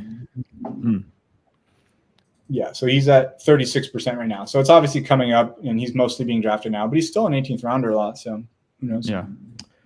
Yeah, you can pretty much get him in the 18th whenever you want him, has been my experience. Yeah. The other one I didn't realize actually, because I was hammering Greg Dortch. Like I had 20% at 200 ADP. I basically stopped taking him once he moved up because I was high enough. And I didn't realize, like, according to ETR, Zay Jones is 66% drafted and Dortch is only 48%. So it's like, not only did I nail the starter basically, but I'm also like, he's lower owned. Let's go. Yeah. Feeling real good about those Skolansky bucks, baby. Come on now. Right, we'll take love those. it. Hodge, I was going to say earlier about the injury stuff. Nothing can hurt me as much as last season because on DraftKings, I had 50% Russell Gage in the 20th round. I thought he was such a good pick as a slot guy for Tampa. Yeah. And then he tears ACL in camp. Like, it was a 20th round pick, but I'm like 50% and he just tears his ACL in camp. I'm like, dude, it's heartbreaking. So bad. That was Cam Akers for me in 2020. I was just like constantly clicking that guy, and he just something week 3 preseason. The injury stuff sucks, man. Like I feel like I'm gonna maybe it'll run out okay with Hollywood because I was clicking him a fair amount just across the board in all drafts. And I like if he's just gonna miss a few weeks, I actually, not that I'd prefer that. I do actually think it might be okay for a receiver like him where it just maybe keeps him a little bit more fresh throughout the season. I don't know. Yeah, where do you think the like fair price on Hollywood is right now? Because somebody asked me that, and I'm like, it's tough because he's new to the team. So like this is a valuable period to like get to know the quarterback, get used to the offense, all that. So it is like these are kind of valuable reps, but he's also a veteran. He's playing with Patrick Mahomes. I think that it should be fine probably. So I'm not that worried about it, but I do want to buy. Like I want there to be a little bit of a dip before I'm back in on Hollywood. Maybe like 70s. I was gonna say late 60s, early 70s. You could consider the click depending on what your wide receiver room looks like. I really just think it's like what your board looks like at that point. Did you go super high T and somehow click 2 running backs in the first 2 or 3 rounds? Like I'm probably not clicking Hollywood. I don't know. It just depends. Yeah. What do you think, Krutches? Where would you take Hollywood these days? I think it's mostly been. Is he still like 57 ADP on here, or what is it? Yeah, mixed up with DraftKings, but I think on here I've taken him at maybe like 72 or so around there. 80, yeah. That's my concern is that he will actually keep slipping. Yeah, and so I don't want to click him at 71, 72. Yep. I personally don't need to click him at 71 or 72, so I haven't put a whole lot of thought into it, just because of my current exposure to him. So it's like, and I have a ton of late Rice too during the whole suspension stuff. So I kind of just find myself, if I'm going to click a Chiefs, it's usually just Pacheco at this point. Not Xavier Worthy. Well, I have so like, I mean, Krutches knows this, but like my biggest team exposure is Kansas City. So if you go look at the team that I'm the most exposed to, it's Kansas. So to me, that just feels like there's so much uncertainty that I might just let the market chill for 5 or 6 days and see how things kind of shake out through week 2 of preseason. Yep.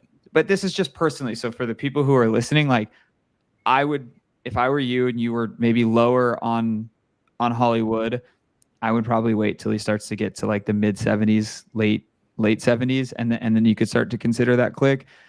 Worthy, I still think he's a rookie wide receiver. Like he very well could just be playing 40% of his team snaps for a while and not getting a ton of targets. They could be super valuable, high ADOT targets, and those are the types of things that you want. But I just like at this point, I would probably, if you weren't overly exposed to Rice during the suspension era, I would probably just start clicking Rice at like 45, 50 if he's sitting there. But I think that'll be a hard spot to get him. I think the market is going to drastically overreact to the Hollywood Brown stuff, and he will start going like low 40s.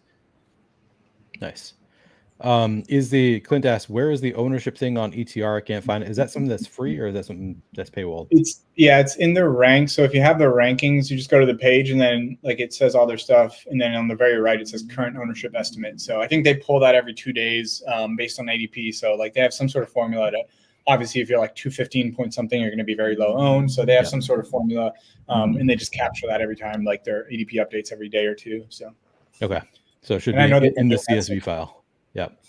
Yeah, they've been doing that since basically the beginning, so it should be encompassing all of, a good estimate of all of BVM. So I'll read off our team. What we ended up with here is 3-5-8-2. We have Kirk Cousins, Baker Mayfield, Drake May at quarterback. Running back, we have Jahmyr Gibbs, RIP, Najee Harris, Brian Robinson, Tyjae Spears, Tyrone Tracy. Wide receiver, Drake London, Zay Flowers, Amari Cooper, Chris Godwin, Jordan Addison, Jalen Polk, Demarcus Robinson, Jalen Hyatt, and at tight end, Kyle Pitts and Jonnu Smith. Kirk paired up with Drake London and Kyle Pitts. We didn't get any Washington. Oh, wait, Brian Robinson bring back, actually. Yeah. Baker paired up with Chris Godwin. That is it. And I don't think we have any Carolina for week 17. And then we have Drake May paired up with Jalen Polk.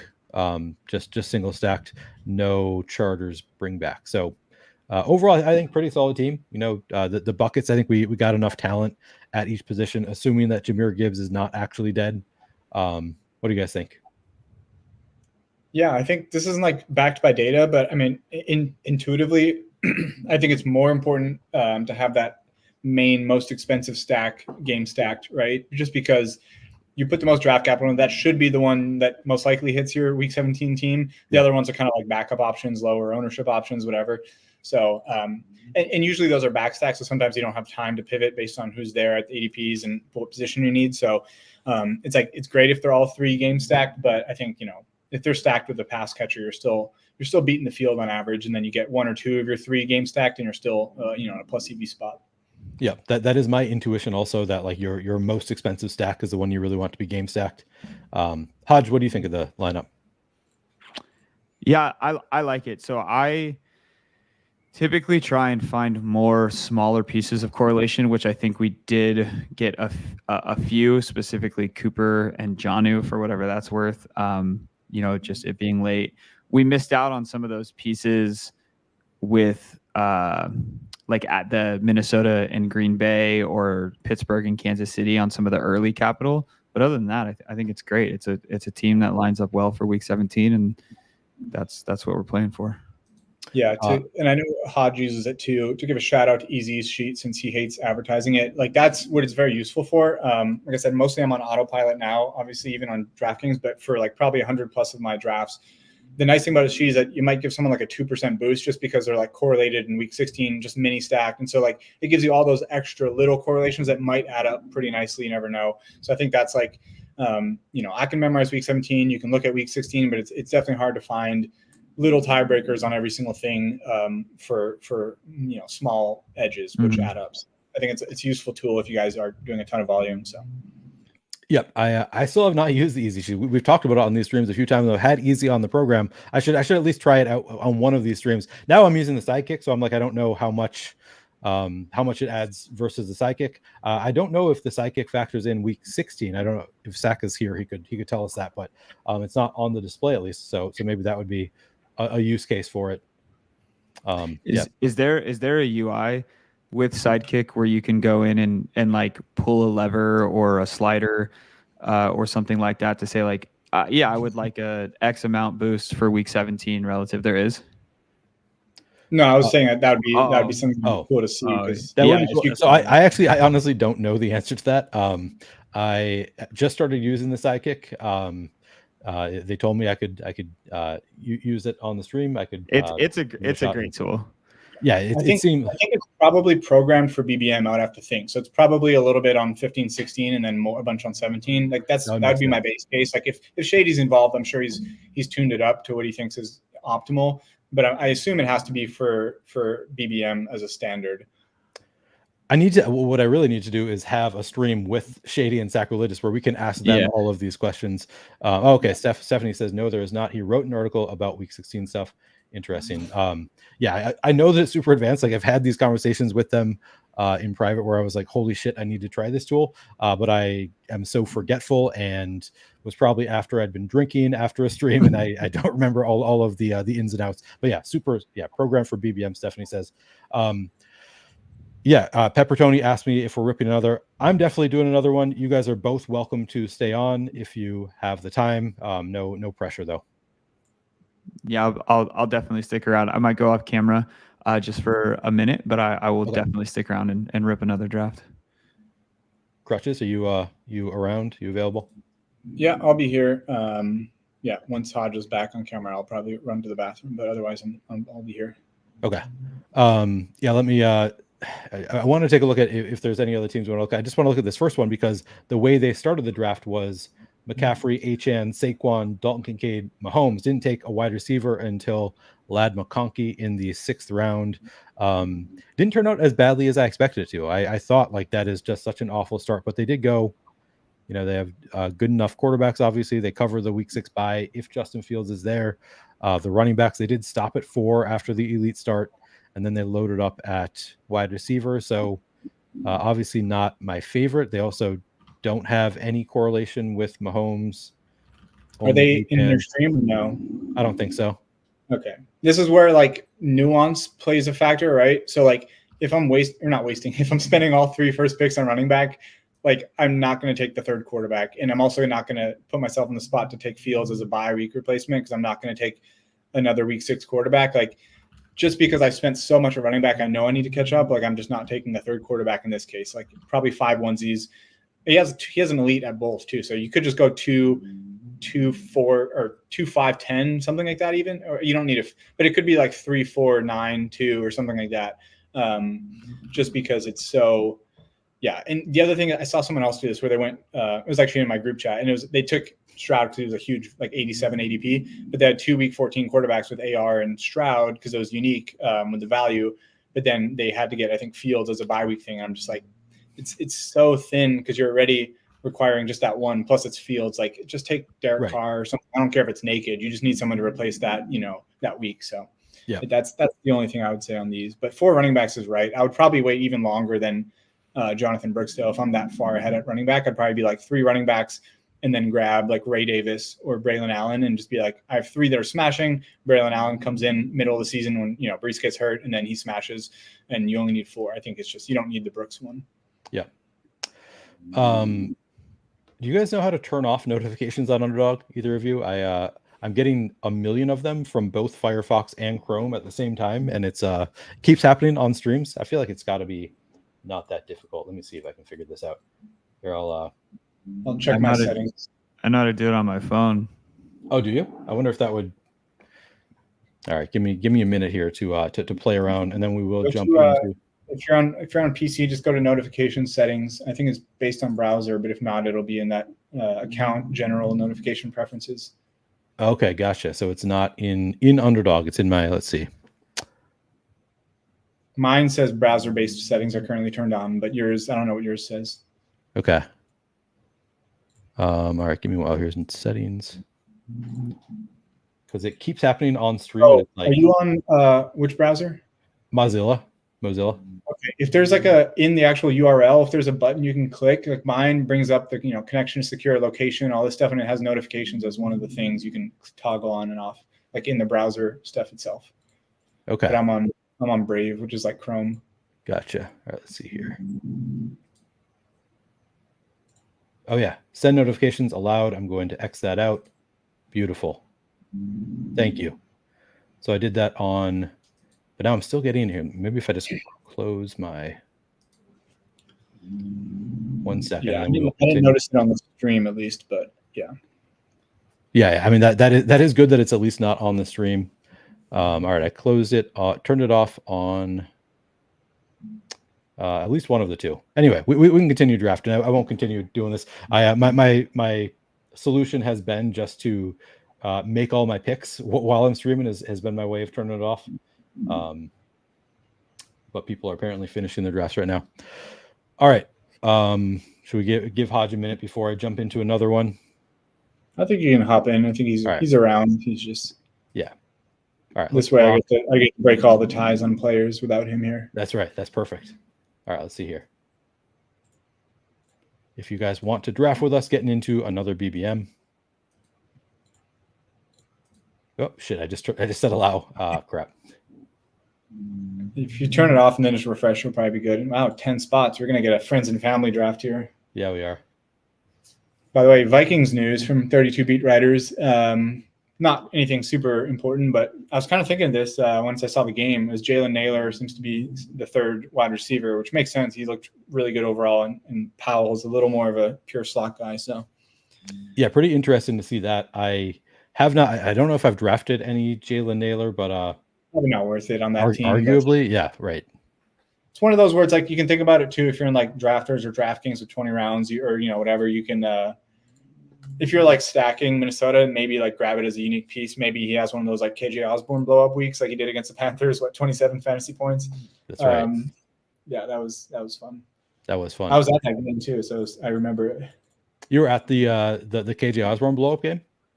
Yeah. I took my dad there. Got him first row, 50-yard line seats behind the Vikings bench, and then went to overtime. Got to see the walk-off touchdown. It was super fun. Was that the game where they came back from like way behind? I think so, yeah. I know we got to overtime on like a 50-something yard field goal, I want to say, and then KJ Osborne walked it off with like a long, deep crossing touchdown. Hell yeah. We got the 9 hole here, so not having the best of luck in terms of our draft position. It is a friends and family. Luke Big Shots. I have not seen him in a draft in a while. I know I drafted against him a lot in dailies for a while. I see Andrew in here. Pepper Tony's in here with us. The What is in here, of course. Stephanie in the 4 hole. Good. This should be a good draft. I probably prefer the casuals, but sweet streamer EV, man. Yeah, they do. Yep, taking advantage of us. So do we take Gibbs if he comes back around? Oh, second round? No, not at 9. At I did see at a hamstring according to Underdog NFL, so it's not just speculation. So not an ACL or anything crazy, but hamstring. Yeah. So that's at pick 16. Would it be unique enough? Like if we got a Monra at 9 and then Gibbs at 16, I'd be into it. I don't know. Is 16 a big enough fall where it's worth it?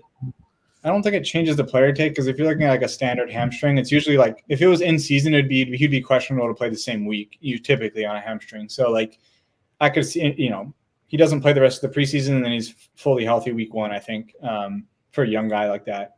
So unless it was a terrible strain, but I think, yeah, if we like him already, then at 16 we take him. After the Puka stuff too, it's like my impression, same thing with Rashid, like we talked about earlier, and now Jordan Addison. It's like, I think going forward, it's like almost anytime someone's fudded hard. Like AJ Brown. Just to get this pick, AJ Brown, Garrett Wilson, Puka Nacua. Never mind. I'm a Garrett Wilson maxi, but I wasn't. I didn't want to say it unless somebody else did. You're a Garrett Wilson maxi. Should we just do it? Yeah. So early on, I think me and you, Hodge, you posted this the other day. It was literally we're the same. I had 3.8% AJ Brown. So I've been trying to get back up. So I've been taking AJ Brown in the 9 spot again because I think he's good. But my early offseason thing was Garrett Wilson over Puka, that's for sure. And then I would take him over AJ Brown a little bit. But I do think there's some risk in fading AJ Brown. But yeah, I think my thing is just like it's an Aaron Rodgers team. If he's healthy, Garrett Wilson is literally going to get all the targets, and it's going to be great. Force fed, man. I have not got enough Garrett Wilson. I feel like he has been one of my faves. So apparently I am in the minority here. I think you're probably right about that. I just, Aaron Rodgers is so getting so old now that I'm not totally sure that he's going to be who he has been. So that has been. It doesn't even have to be who he has been if Garrett that's Wilson's true. Garrett Wilson was good with Zach Wilson. So yeah, you're right. I think not to get political on the stream, I think people don't like Aaron Rodgers too. So I think he's like naturally depressed a little bit just because he's a little probably true. Yeah, so it's like he gets the Deshaun Watson bump down, just for likability. Yeah, I think you're probably right about that. I will click Puka here. Okay, Ooh, yeah, Puka that makes sense. I would have been happy with Puka. Do you guys like Jalen Waddle, Nico Collins, Deebo Samuel? I don't have much Debo, but I would be catching up on him if I was on the clock here. But I'd be fine catching up with Debo. Sure. I think probably the Ayuk trade is not going to happen. Sadly, I was really hammering that for a while. But I think Debo's still a good pick there. I only have 3%. Yeah, I actually I would not click Debo there. I think he starts to fall back to where he went. You think so? So yeah, to me, it's just you're paying an inflated price. Like regardless of being under, exposed to the guy, we've got 3 weeks left, 4 weeks left of drafting. So like, I just think that he'll move back to, 20 or whatever. So whatever, dude. It's four picks, or it's 4 spots of ADP. So like, I really don't think it's that big of a deal. Yeah. I think it's the right thought process, Hodge. I was saying for me, I just have 3%, and yeah, I do agree that it's a flat tier of receivers. So like, if he goes at 24 up to 13, it probably doesn't matter. Yeah. Like, in theory, you're getting combos of him with different people. But yeah, I am lower on him. I have a ton of Ayuk, or I did originally have a ton of Ayuk, and then I kept clicking him when he fell into the 30s because why is he there? But yeah, I think he's fine. It's also, you guys are just giving me, it's not another Olave pick, so it's good. I definitely there's my other take. Like, I have not a lot of Olave, and I just never got it from the beginning. Like, even though Leg Up has him ahead and stuff, like it's one of those where it's like there's questions about the offense, and I just find it weird because it's like Olave has never done it to like a true alpha thing. He's always been good, not great. And there's like not much changing. People are like, "Oh, Clint Kubiak's there." I'm like, it's still a bad offensive line. It's still Derek Carr. It's still, Juwan and Taysom Hill risk in the red zone. You still have the jump offs to Juwan, jump offs to Kamara, and then people are kind of like wish casting, like he never gets free stuff around the line of scrimmage. And I'm like, we don't know he's going to get screens and stuff just because he's a new coordinator. And I'm like, if you look at just like Waddle in his rookie season put up more than Olave's ever done, and there's contingent upside, and like JJ said today, you're drafting him at his projection basically with a ton of contingent upside. So I think him or Nico Collins, I'm both happy to click over Olave, and just I hate that range of the draft because it's so flat. I'd rather be on the back end of it. Yeah, that's it does seem like there is an advantage again to picking early because that is such a flat range in the second round, unfortunately. Yeah, I think like it's so clear because it's like a top 3 pick. Like, I want Devontae Smith, I want Malik Neighbors, I want Cooper Kupp, I want Brandon Ayuk, I want all those guys. I'm fine with Kyron, I'm fine with Achane. Like, it's structurally, like it's crazy. I'd be very surprised if a late team won, but obviously we can't predict the season. Yeah, I mean, last year it worked out with the Amon-Ra St. Brown, CeeDee Lamb kind of lighting the world on fire late. So it could work out, but yeah, I think it's clearly just the front of the board is so much better. Yeah, I will say though, like last season, I loved getting CeeDee Lamb, Amon-Ra, and people were like railing against it because it was too owned together combinatorial wise. Right. I'm like, they're both good players. I don't get it. But this year it's different where it's like it's not only you get this like flat, you're the top of a flat tier at the end of the second round, but then you also get the beginning of the flat tier at like 3-4 and all that. Right. It's kind of, it's like you get Tank Dell and Zay Flowers every single time, and it's like I'm tired of this. I know, it's just not fun. I really do like picking in the middle. I do too. The middle feels pretty good this year too. Mostly just because it allows. Oh, we're on the clock. You guys like Diggs, Flowers? I know you don't like the tight ends here. We could go Josh Allen with Garrett Wilson. I click Diggs a lot. I usually wait on Allen. I'd be fine with Diggs. Are you by rank or over here is ADP on the left? Okay. I was going to say, I like Pacheco, but I have most of them at like 45, but I think he's still fine to click here. It's up to you guys. All right, let's go Diggs, see if Pacheco or Allen come back around. I'm mostly done with, obviously I was done with BBMs, but I'm drinking the Tank Dell Kool-Aid, man. I flip them and just like I keep clicking Tank over Diggs. I know it's 1 week, but it's like, a part of you in the back of your head is like Tank's a little guy, like Diggs is Diggs, and like Tank, we have to see what he does year 2. And then like I get it's one play, but like he catches a bomb, makes a bunch of people miss, and then like Diggs, and not that they're arguing, but like Diggs is doing his typical stuff, not yelling at the quarterback, but talking with him on the side. I'm like, man, this could go bad for Diggs. Like if he's the third guy.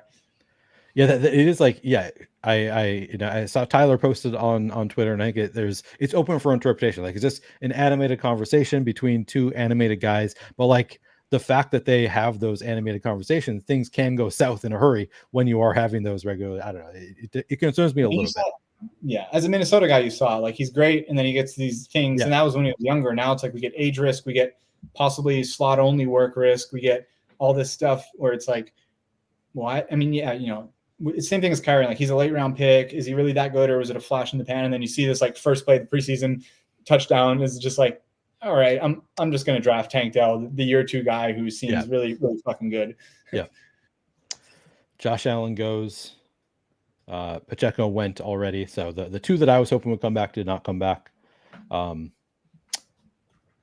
Travis Kelce there. It's interesting. So Kelce, Hurts, and Andrews being suggested to us. I guess Andrews is the week 17 correlation with Diggs. This would be pretty early for Andrews, though. Yeah, it might just be, like I said, I don't know the back end of this, but it might be just valuing the elite onesie stuff more because it's pushing them up more than their actual ranks are in the pure ranks. Right. So I'm with Hodge. I'm not loving the ones. I'm still not loving the onesies here with Hodge. I mean, if anything, I'm grabbing Mahomes and coming back with one of his receivers, but it's like you said, you could have done it cheaper before too. Yeah. So I actually, this is where I click Pittman at after cost, and I don't I'm not into Indy. I just do it because he's 4 or 5 picks past cost here. Yep, I like that. So yeah, take the value. Player I don't take a ton of. Same. But it's like people ask me the question like, who are your biggest fades? And I'm like, yeah, Pittman is on the list of players that I'm like lightly fading, but like I'm not trying to get 0 Pittman. It's just like I don't love the cost. So if he falls a little bit, then I'm like, yeah, I'll take him there. I'm probably the same as you, Hodge. I have 2.7% Pittman, and the average pick is 39.8 or something. Yeah. So it's like really, if it's 40, and then now that Downs is hurt, I'm actually like, okay I'm with it. 40 because it's like if Downs isn't there, who I think is really good, and then AD Mitchell can't beat out Alex Pierce for outside receiver work, then it might just be RPO and 140 targets for Michael Pittman again. So who knows? Yep. Seems decent. But the Colts, along with Hodge, were the same, are our biggest team fades, which is scary with Shane Steichen and AR. But it's probably true for me too. Actually, I think I'm right there with you. Partially for me, I have trouble with the clicking the quarterback before I have a pass catcher. I sort of overcome that with Josh Allen, but I still have some trouble with it with AR taking him when I don't have Pittman. I've tried to like force myself to do it here and there, but I'm too stack brained where I'm like, you got to get the receiver first, and then when you get the quarterback, you have the stack completed. So I think that kind of leads me away from AR. Yeah, I think with Downs it was nice because it's like you have basically 2 outs. And you can reach on one of them if like one of them doesn't fall, especially if you're like in the middle of a round or something. If you're on a turn, you might have to reach. But shout out to everyone who drafted Jelani Woods. There was like a 2-week period where I think a few ranks steamed him up, and I saw him getting clicked a lot. And I was just like, guys, this has been the same thing for years now, and there's nobody who's like an elite talent in that room. And it's probably going to be Granson, Mo Cox, and Jelani Woods or whoever else is here. Credit to ETR. There was a period, at least, after Jelani Woods was getting steamed up. He was getting talked about a lot, and he was unranked by ETR. And I was like, oh, that seems like a mistake. They're not ranking Jelani Woods. And it's like, apparently not. That was the correct move. Yeah, there's some weird ones. The Aiden O'Connell's still unranked on both Leg Up and ETR, I want to say. And I am smashing Aiden O'Connell right now. Like in DraftKings specifically, like I didn't take any of them. Same thing with the Vikings for the most part. I took JJ McCarthy early, and then I was like, okay, I'll click Sam Darnold in weekly winners. And then now I'm just like, so I was watching the Vikings preseason game, and the announcers are like, apparently the Raiders coaches said they were going to play their first unit the entire first half, and they were going to rotate drives for each quarterback. Aiden O'Connell comes out, has a good drive, and then Minshew plays the rest of the half. And I'm like, if this isn't like a clear signal that like Aiden O'Connell's the leader in the clubhouse, I don't know what is. And he's like, the only time I'm backstacking him is with Bowers, Devontae, or Jacoby. And you can grab Juwan, like I said, same thing, and you get the tight end correlation. It's like a really nice stack, and we did see AOC have multiple like 24, 25 point games last year in fantasy. So I think if they're not going to contend and stuff too, like he's probably more likely to start down the stretch. So yeah, I think he's actually a pretty good pick. Maybe not on underdog as much unless it's an ownership thing. But yeah, I had 16% Jacoby, so that was the one guy in that range of drafts I kept clicking because I'm like, I think Jacoby's good. He's always been good. He's never been like an alpha, but people just kind of underrate him. Yeah, I saw your post about. Let's make our pick first. We could go AR or James Cook here. Do we want to complete the stack? I'll do it here. Yeah, I like AR. Yeah. I feel like Jacoby Myers has been kind of a blind spot for me. My guess is that I am half the field on Jacoby Myers. So I saw your tweet about him being the great pick there, and I'm like, yeah, I think the reason that I have not been clicking it is because of the uncertainty at quarterback, where I'm like, I don't really want to take Gardner Minshew or AOC. Like I've taken some of each of them, but like the uncertainty there, then I'm like, well, I feel like Jacoby Myers and Jerry Jeudy to me are like similar clicks, but I know who the quarterback is for Jerry Jeudy, so I always like lean that way if those two are the option. It's funny. I guess my thought process was opposite, where I'm like, does Jerry Jeudy want to play football? I know that that Jacoby is actually good at football and wants to play football.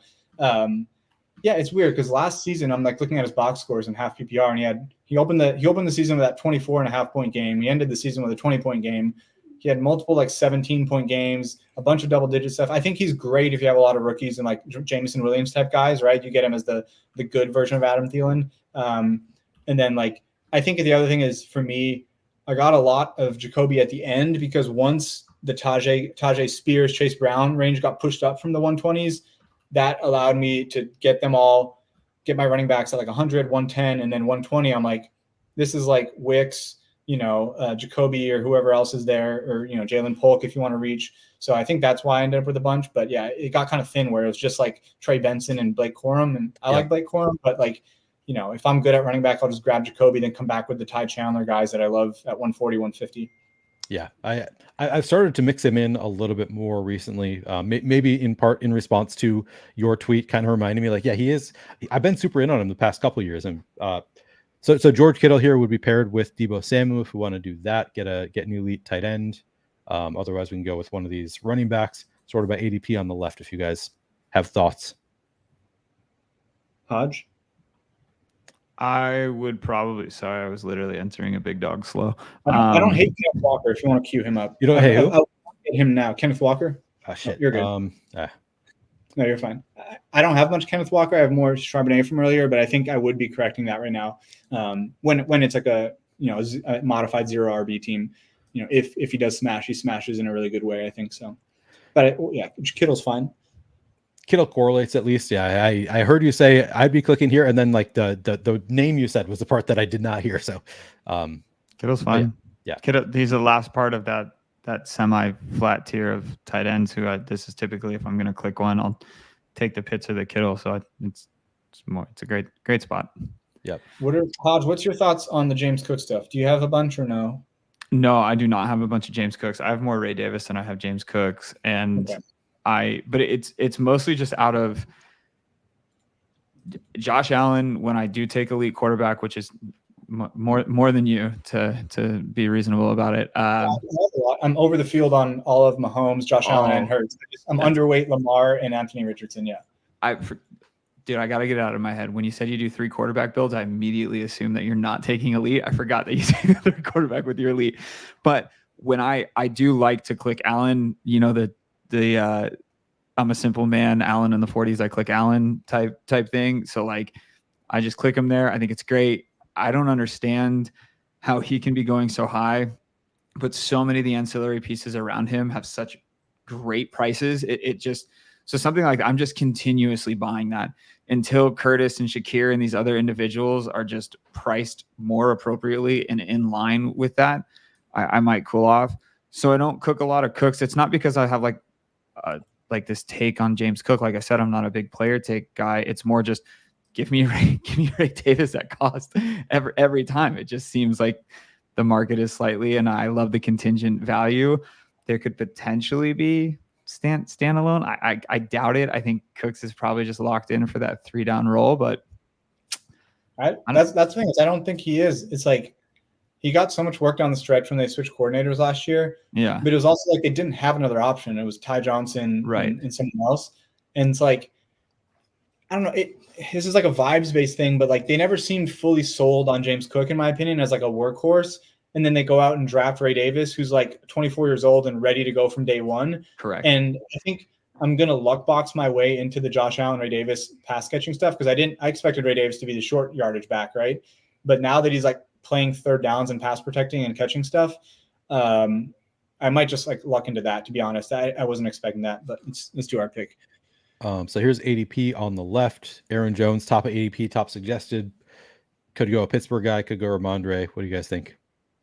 JMO's still there if we want the bring back if we do San Francisco. I would probably lean Jameson Williams or a running back. You guys can talk into let's go JMO if we have a I would say Najee would be my standard one otherwise, but yeah. We can probably take probably one of these running backs we like will come back to us.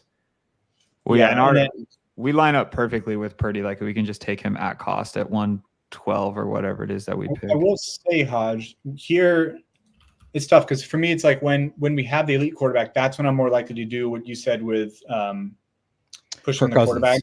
It depends on where the Debo drafter or the Ayuk drafter is compared to us. If he's inside or outside of our turn, he'll be.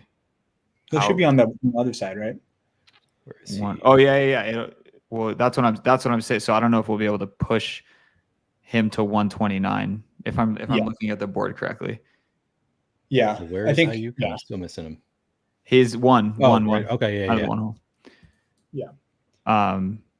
But yeah, I actually forgot I take so little Pittman. I forgot that we clicked Pittman. I forgot that we clicked Pittman until I just looked at my sheet. Yeah, I will say like anecdotally, maybe it's because of the running backs getting steamed with like the Chase Brown types. Let's make click Najee. I'm Jalen Warren, but it's up to you. Oh, Warren's great too. We went Najee in the other draft. Take Warren in this one. Yeah. That's actually how I treat these two. Me too. Whichever one, especially right here in this spot, I'm like, whichever one the guy at the turn takes, I just take the other one. I don't. Yeah. It doesn't matter to me. I push it. One of the two. Yep. I like to force myself to take Najee if he's there, just to have not as much Jalen Warren. But like my gut is still like stop being a wuss and just you can use your words on this stream. Yeah, yeah. No, you're good. There's women in our drafts. No, but yeah, I'm like, and then I saw the preseason usage notes from Dwayne, and I'm like, oh shit, Jalen Warren played all the third down snaps, and he's splitting work. Like, I need more Jalen Warren, and I have 38%. It's not enough. Like, if he's splitting work and he has the Algier like pass catching role that Arthur Smith has, like, I want all of it. But yeah, I think they're both great picks. It's like you said, if you want to be overweight on both, I think that's actually the sharp thing to do. Oh my, is that Chase Brown at 93? Brown, that's Stephanie. Yeah, he's ranked 91. He's ranked 91 by leg up too. So I mean, too sharp, Steph. Too sharp. Yeah, and then it's interesting. I was gonna say so I notice the quarterbacks that you can make fall, even if you have them only like skinny stacks, obviously risky. But like Caleb, I've gotten at 130. I think he's sometimes worth pushing, especially if you look at the teams with the other receivers and they have quarterbacks already. Yep. And like I get ADP has to reflect the range of outcomes on both sides.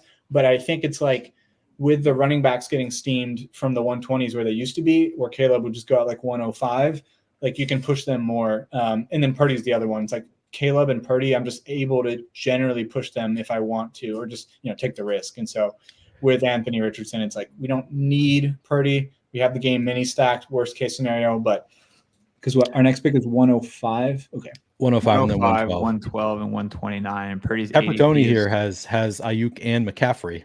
Okay, he skips it. Okay. We can definitely push it on 105. We probably need to take him at 112 if we want him. If we want him, we have to click at 112. The other thing, well, what is Peppertoni's quarterback room? Because he just took a quarterback at pick 8. Yeah. Sorry. What was the question? Peppertoni's quarterback. He just took one at 8. Yeah, so he just took Jaden Daniels there. Okay.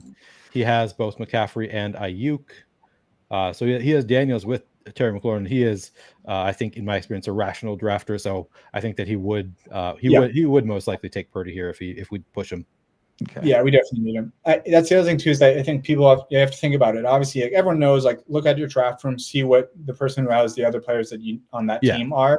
But then, like, there's also a certain point where, like I said, on our team we have AR, so it's not the worst deal in the world if we wanted to get real aggressive pushing stuff. But like, you don't want to burn a team just to get value. Like with the Tua stuff, you could have every single Dolphin, and at some point someone's going to take them naked because they can backstack them with Malik Washington and whoever. So like, agreed. It's honestly better with how much correlation boost you get that you see in like Easy's sheet and stuff, that like just get him at a certain point, even if it's at cost or ahead of cost. Yep.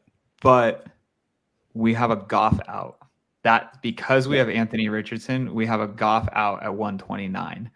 So that would be my only reason on push. I'm just a moron, and I really like to try and push my quarterback sometimes. And don't get me wrong, I've definitely done the thing where if I have multiple Houston guys or multiple Chicago guys, I just take the quarterback 5-6 spots ahead of ADP. I don't care.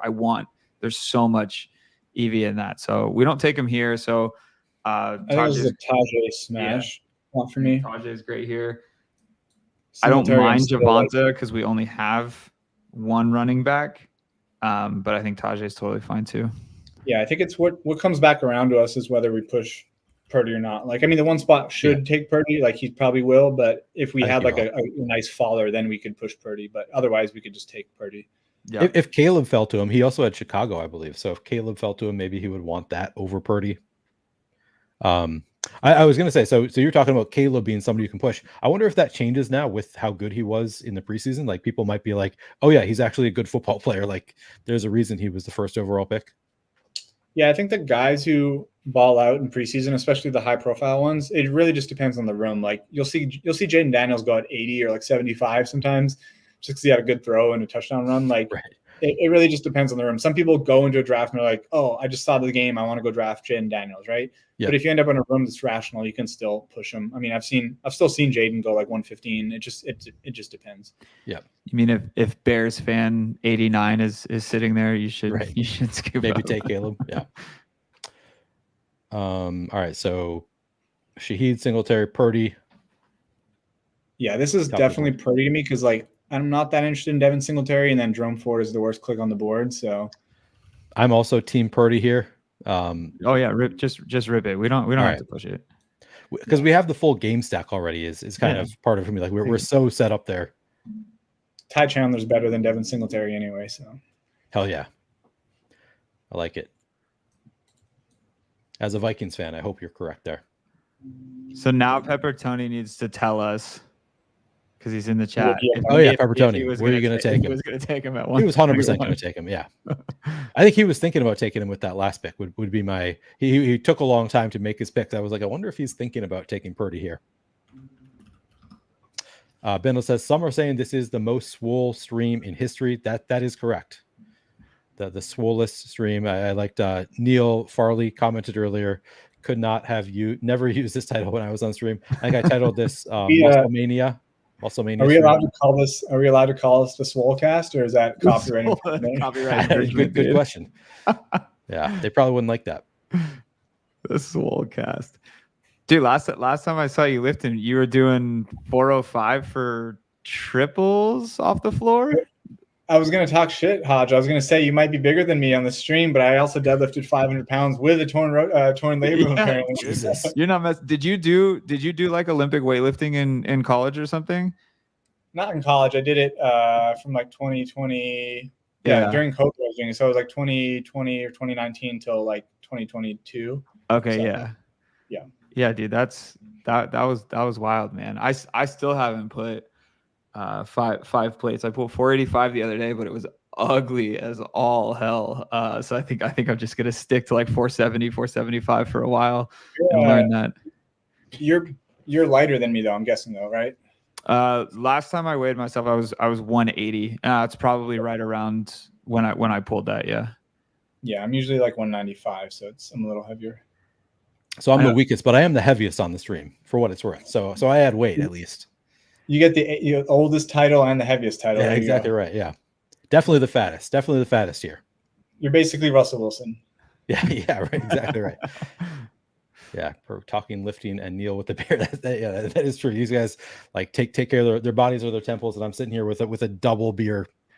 Dude, I was literally eating a McFlurry when the stream started. Come on now. Yeah, McDonald's is your name. Yeah. The McDonald's orders from Krutches okay. Do you guys have P. Terry's where you live? I don't know if it's like a big thing or not. Whatever. It's like a local burger spot. It's basically a comparable In-N-Out, McDonald's, you name it. They just came out with these little crispy chicken nuggets. It's 300 calories for 8 of them and like 40 grams of protein. I've been crushing those things. They are so tasty, dude. P. Terry's. Yeah, P. Terry's. Like a burger, like a fast food burger spot. Interesting. Maybe in my many upcoming trips, I'll try to see if I can find one. Maybe Oregon, Washington, Illinois. I promise you there's a better place to eat while you're traveling the West Coast. Good point. Go out of your way to hit up a P. Terry's. But yeah, maybe on the road, like a road trip, like these little crispy chicken nuggets hit, dude. Hell yeah. Yeah.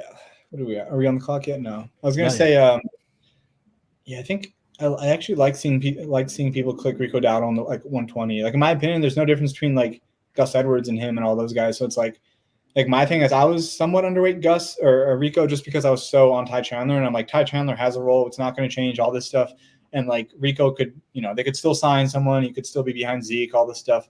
But I think now that it's like this late in camp and like we just don't know how much Zeke has, I think now it's like, all right, we can start clicking Rico.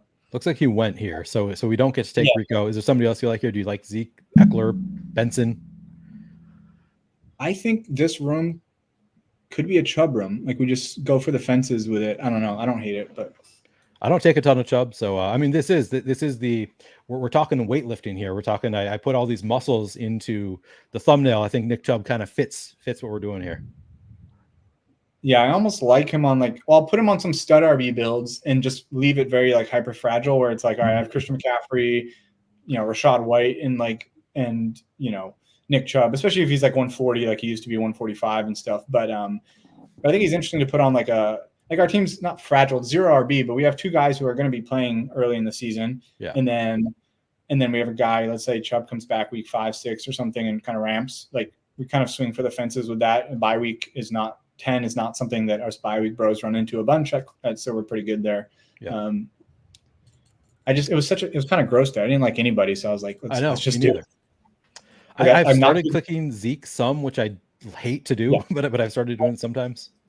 Yeah, I have Zeke. I think that's where like if you could argue just to pull up like Ty Chandler and people you like into that range if you wanted to. Because I don't want to spoil it, but I would love to take Ty Chandler at our next pick, and he doesn't. Oh, he goes one before us. I think this is the spot. Just from a game theory perspective, I don't like Benson. I think this is a spot to take him if you wanted to get weird, because he's not going to be that owned in the 135s. I took him the other day in 135. Like I don't know if he's perfect on this room, so I don't want to like.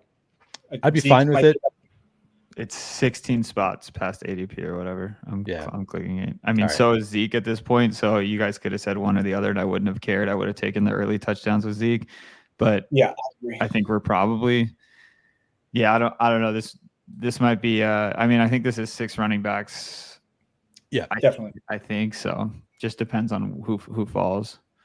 We got our answer here from Pepper Tony. Def would have taken Purdy at 10 or 11, but not at 8-9. Had Brock or Caleb in mind at 10, 11, but got neither. Okay. All right. Yeah, Hodge, I'm with you. I would have taken Zeke on this team. Okay. I was just playing Trey Benson out there as like a thought experiment, which I think is still a fine pick because, like I said, at this point, from this much experience of drafting, where it's like, unless it's something where it's like a serious injury concern or something like, even Josh Downs is kind of serious because like they could rush him back and then gets re-injured or he sits out a little bit longer. But with most of these guys, even with these legal cases, it's like I'd rather buy the dip because he's 50% of BBM is going to own Trey Benson at like 100 or 95 ADP or 110, and we get him at 135. Like it's just game theory wise, it makes it more interesting. Even Zeke, you could argue he was going in the 160s, 170s to start, moved up, but he's just like we're getting Trey at the cheapest price. He's going to be all of BBM basically. So it's like. I don't think he looked good. I watched the game. I thought his first few runs were very hesitant. Like he was a little scared to be out there. To be fair, they rested all their starters except for rookies. So Marv played like a few snaps. Trey Benson played a decent amount. But it was all backups against starters.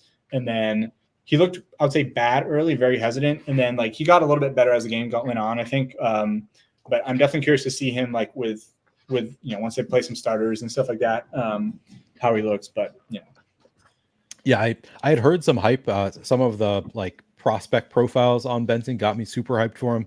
I thought maybe he would have a role right away and work out a bigger role. Now I'm like, I'm rarely taking him these days just because it sounds like he is pretty buried there. Like it is just James Conner. And I'm getting more into James Conner, which sucks because James Conner is getting more expensive as I'm buying him.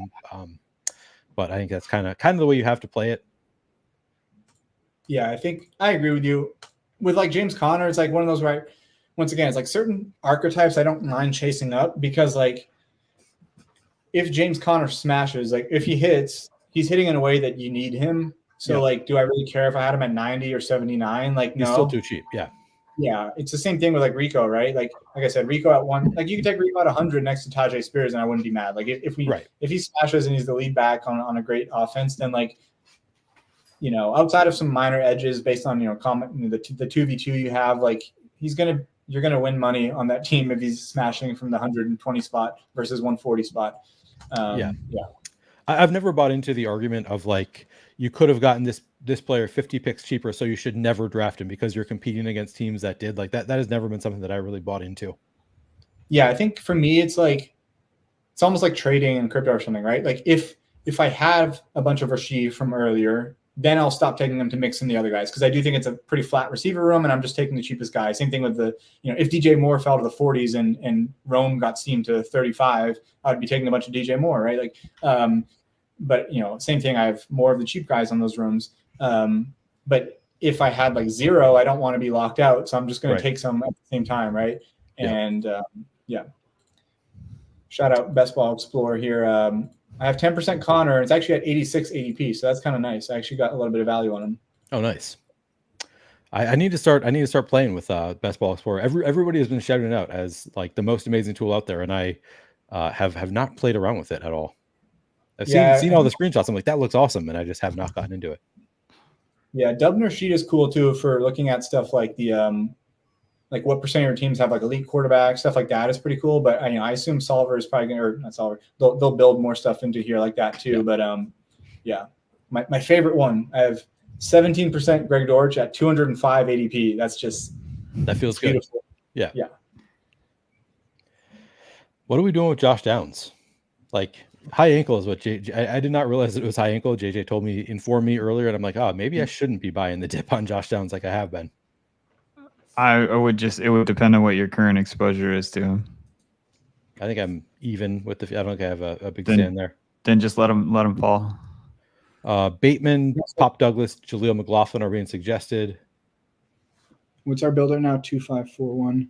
Yeah. I was going to say past 150, I don't mind Downs since most of his ownership is in the 120s, 130s. But yeah, I'd be fine with Jaleel here, or there's just no one. Do Downs. Yeah, I like Downs. I keep forgetting we have Oh AR, shit, me too. I totally forgot that too. Keep forgetting we have Richardson. Yeah. Yep. And I never click the guy. I have 8% Downs in DBM. I think at that point, like I'm fine buying the dip on him because I think he's a good player. And if I'm getting him, what is he? My average pick on him is 132. So yeah, if you're getting him 21 picks past when most people were getting him in BBM, then I think it's probably fine. Yeah, it's the what are we in the 13th round? We just took him. Like people are taking Jermaine Burton here. I think we're good to take. Yeah, I know. It's also like, okay, even if he doesn't play for 5 weeks. I'd rather him sit out and get fully healthy than come back, re-injure the ankle, all that stuff. That's the worst case scenario. Right. Stephanie, I'm not sure. I didn't want to do double buy. Oh, was that tight end? Okay, you went Andrews and Schultz. I get it now. If you have Andrews and Schultz, are you done? Are you done at tight end, or do you slap on a third one? I'm taking a third. It's the one position you could probably justify taking a 0 because the position scores about 6 to 7 points on average. So it's like, but like I said, I just bring it back to the simple point of like, it's tricky to advance stuff anyway. Why make it harder? And then some people will say like it's unique because nobody's just going to be taking 2 tight ends for the same buy, but it's like someone's going to have that with a 3 tight end room at the same time. So it's like it's tough. Yeah, no, I've never bought into that argument either. The like, oh, it's take the same bye week, it's unique. I don't really care. I don't think that makes sense. Jaleel McLaughlin, Marshawn Lloyd, Hunter Henry. This is when Antonio I buy the Lloyd dip to 160, I think. But Marshawn Lloyd. It's fine. I'm good with that. Yeah, luckily I was on the Ty Chandler over Lloyd stuff, but now I'm like, once he's in the 160s, it's like I think I'm okay just betting on the profile and the early coach speak from Matt LaFleur. I think I was Lloyd over Ty Chandler. So I've probably taken Ty Chandler over Lloyd at times, but I think more often than not I was taking Lloyd first, which regretting that right now. Yeah, I was gonna make a point on the Schultz thing, like kind of high level. Like I kind of lumped Schultz into like the Cole Kmet stuff, where I'm like, I think there's situational risk for both of them, and like Schultz is in a better situation, obviously, but like neither of them are like mega talented to where they could. And I know they drafted Cade Stover, I think it was in Houston. Was it Cade Stover, or maybe that's the Jets? But either way, I think Houston did Stover's get in Houston.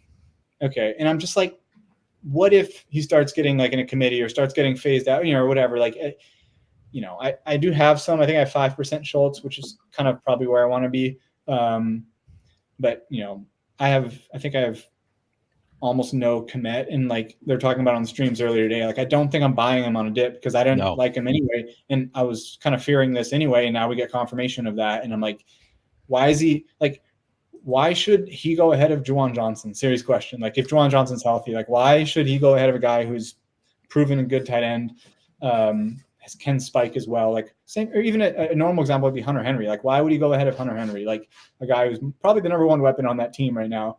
I just don't get, like, the dip needs to be further on those guys. Like it needs to keep dropping. I don't remember if it was JJ or if I was listening to a different stream, but somebody was saying like I would even consider taking Tyler Conklin over Cole Kmet at this point, and I was like, I'm taking Conklin over Kmet all day at this point. Like I was like kind of had them as a coin flip, so that was why I was always passing on Kmet, because I was like, I'll just get Conklin later. But at this point, I feel like Conklin is just a straight up better bet to me than Cole Kmet. I mean, I looked at this yesterday. Conklin had the most receptions last year in the NFL of players that didn't score a touchdown. He had 61 receptions, 0 touchdowns. Like he is going to regress, and he has Aaron Rodgers throwing the ball. He could have even more receptions. I don't know. I like Conklin. Of course, he does have Mike Williams there now, so that muddies things a little bit. But I like Conklin quite a bit. Yeah, I think the other thing to consider, it was maybe another stream I heard it on, or maybe it was the Underdog Football Show or something, but like we talked about, I think where the Jets might be getting a little hate anyway, just because they run a slow offense, all that kind of stuff, the Aaron Rodgers, personality stuff. But then like when he does play, like, is he even going to really use the number 2 receiver, or is it going to be Pepper Garrett Wilson, Pepper the tight end, Pepper the running back? Like that might be his stuff. Like if you get an Aaron Rodgers stack, it's probably like Garrett Wilson, Aaron Rodgers, Tyler Conklin, and Braylon Allen, or whatever you're going to do. Like that's probably the stack you actually want. Obviously Braylon is not going to spike as much unless someone gets hurt, but still, like that's probably the double stack you want, is the tight end and the receiver over like Lazard and Mike Williams and stuff, like, because he's either going to hit the outlet or hit someone downfield. I feel like that's his style. So are you out on Mike Williams in general? Once he came off PUP, I do think he's mispriced. It's just like tough because that's the range I prefer the running backs at. Like I said, Jacoby's in a range I can stomach it. I did try to force some late, but it's more, I'm actually taking more Mike Williams in weekly winners because I'm like, he's so cheap and you can get a spike week from him with Rodgers for free in weekly winners. I think he's more mispriced there. Yep, that's a good call.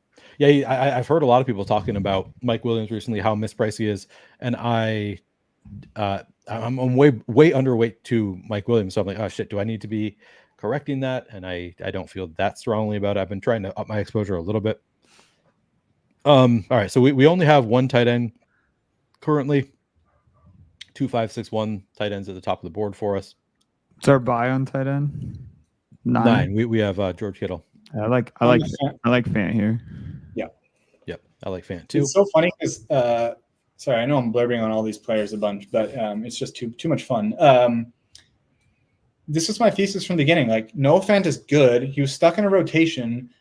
They pay him a bunch of money, I'm pretty sure, right? And then, and we get a new coordinator, and then now we see the exact issue that he had of being in a committee happening in Chicago with Shane Waldron, right? And we're like, yeah, we're still not going to draft Fant. Like, right. That's another one where I had Fant is my highest owned tight end, and he's my number one CLV player, I think, as far as draft capital goes. I think I took him mostly at 190, and now he's at 160. So it's like, yeah, it just never made sense to me. I mean, there's people talking about like Geno getting benched and stuff. I don't get it. I think Geno's good.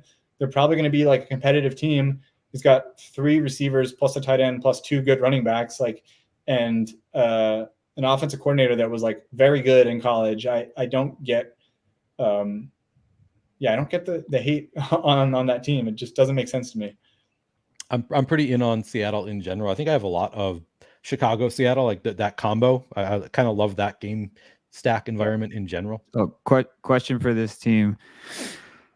2562, our running back room is lackluster is probably the best way to put it, depending on your lens here.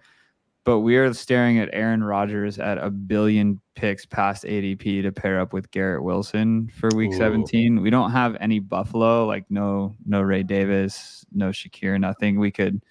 Who's our tight ends? Okay. Yeah, we can't take Knox late just because our draft capital is too much there. So like, it's just like it's quite literally 1 billion picks past ADP. Yeah, I was gonna say if it's like early 170s, I see him go there. But if you're getting him at 184, that's like a click. I think you just make. It also just means we just gonna do like 3-6-6-2 or wait, how many? We have 2 picks left. Yeah, we have 3-6-7-2 picks left. So yeah, 3-6-7-2 would be. I actually think it's the single best build type this year in fantasy. Okay, cool. Yeah. Okay, all right. I also think the running back tier is fairly flat. I mean, it's not super flat. There's still guys I like on the other side of this. Yeah, I definitely want to try and snag a Giants wide receiver last pick for Indy for week 17. You said it on stream, Hodge. It's over. I know. Come on, Hodge. We could use some early help at running back with Nick Chubb, Trey Benson, Marshawn Lloyd. We literally only have Jalen Warren, Tyjae Spears, who are likely to score many points. Like before week, I don't know, 4, 5. Nah, Jalen's gonna drop 18 in week 1, dude. Okay, all right, good. We're settled then. 4 balls, 44 yards, 11 rush attempts, and a tutty. It's gonna be easy. Can you go back to our receiver room? Yeah. So our receiver room, we do have Josh Downs in there, which scares me a little bit. I mean, we did spend a good amount for our first 5 receivers. Mm-hmm. Yeah, it's still, I have this weird like mental thing where like if my 5th wide receiver is in the like what's the cutoff, the JSN cutoff ahead of Jameson, I still think he's volatile. Like if I have 5 receivers in that up to like JSN range, then I'm pretty comfortable with 7 or even 6. But yeah, I think because we have JMO as our 5th, I'm like a little uncomfortable. And yeah, we're definitely going to get 7 here. And because we spent so much at quarterback and tight end, I think we probably have to do a 3-6-7-2. I do have some 3-6-6-3 builds this year. I think is really interesting, where you hammer elite receivers, you grab cheap onesie, and you have pretty strong like, I think it's a fun build this year. Yeah, just can't do it on this team, but yeah. Stephanie says, "Oh, Schultz, she was just correlated. Yeah, makes sense for your team. I do take Schultz from time to time. I don't love him, but I do take him. This is a good question. Neil asks, do you worry at all about Ruckert eating into Conklin snaps? I think that's a real risk. Komet has a nice profile from a numbers perspective and is in a good offense, but he should move down now. Are you worried about Ruckert? Yeah, he's the other one. So I think Stover and Ruckert are the 2 I was aware of early in the offseason. I'm a Vikings fan, so I saw like Conklin early on too. I'm biased. I think he's just good. Like he's a solid tight end. Doesn't really make mistakes. He's not like the flashiest. He's like a little cheap, TJ Hawkinson with the long hair. Like he leaks out, catches the pass, gets some extra yards. Like, so yeah, I think I'm worried about him, but the difference is he's just like that much cheaper, and you're getting him on a stack that like the upside is a lot better than Schultz being like the 5th weapon in that offense probably. Right. So I think it's just like, yeah, I'm worried about it, but not enough to like really scare me off. So yeah, honestly, I have not given much thought to Ruckert coming in and affecting things. But yeah, it's a good call out. Maybe some reason to worry a little bit. But we also have Kittle on. I guess this team we didn't get him, but I also I take a lot of elite tight ends, which I think Krutches, you said that you're not really big on the elite tight ends. Is that correct? Not so much. I think yeah, maybe it's just like a player take thing I kind of anchored to. I have some Trey McBride, but basically hard faded the more expensive for no reason Laporta. I actually have 9% Kelsey. I think it was early in the offseason when he was like 40s. I forget what his ADP was, but at first I was like, why is the 1.5 from last year going at 40? So maybe that was like an influence. But once I settled in, I realized I liked the not even late stuff, but I think, Njoku, Ferguson, like all those guys, Bowers, especially late. I was trying to hammer as much as I could at the end. I got to like 9%. That was it, which I still feel underweight. But yeah, I just get one of those guys. Even Goddard still seems cheap to me at 115, or, sometimes he falls to the 120s. Yeah. So we're thinking one more running back, one more receiver here. Running back. It's either Hyatt or our favorite running back, depending on what we want to do first. If Hyatt's here, I think we prioritize him for the bring back first. He is. That's the one I was worried about going. I'd rather just probably get him. Me too. I couldn't give a shit which running back we click here, just to be. Yeah, I was gonna say, like, worst case, we can still do the. It doesn't. There's no steam on him because I know he had the injury or whatever, but he seemed fine. It was just a hospital visit. But like Donta Foreman is an early season back. Like worst case, you could click. Nobody's drafting him now, which is I don't know if Foreman was literally like at practice on Friday or something, wasn't he? Yeah, like it's weird. Like nothing changed other than him going to the hospital with some scare, but he's like back. And it's not my preferred one, but if we needed, throw a couple on there. Yeah, throw the boring eliminator ass picks on there. Yep. Madison. Roshan. Is Lob? I don't even know how to say this. The second, no, hard pass. Right now. No, I watched the Vikings game. He came in after Madison, after Amir Abdullah. He didn't play till the second half. Yeah. Okay.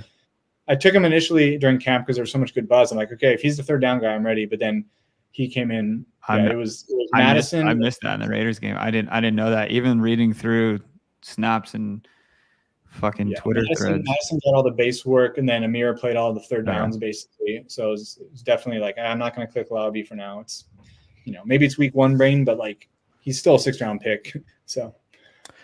All right, I threw several names up here. Is Deontay Foreman the favorite? I still think CEH is probably the RB2 in Kansas City, so I don't hate him.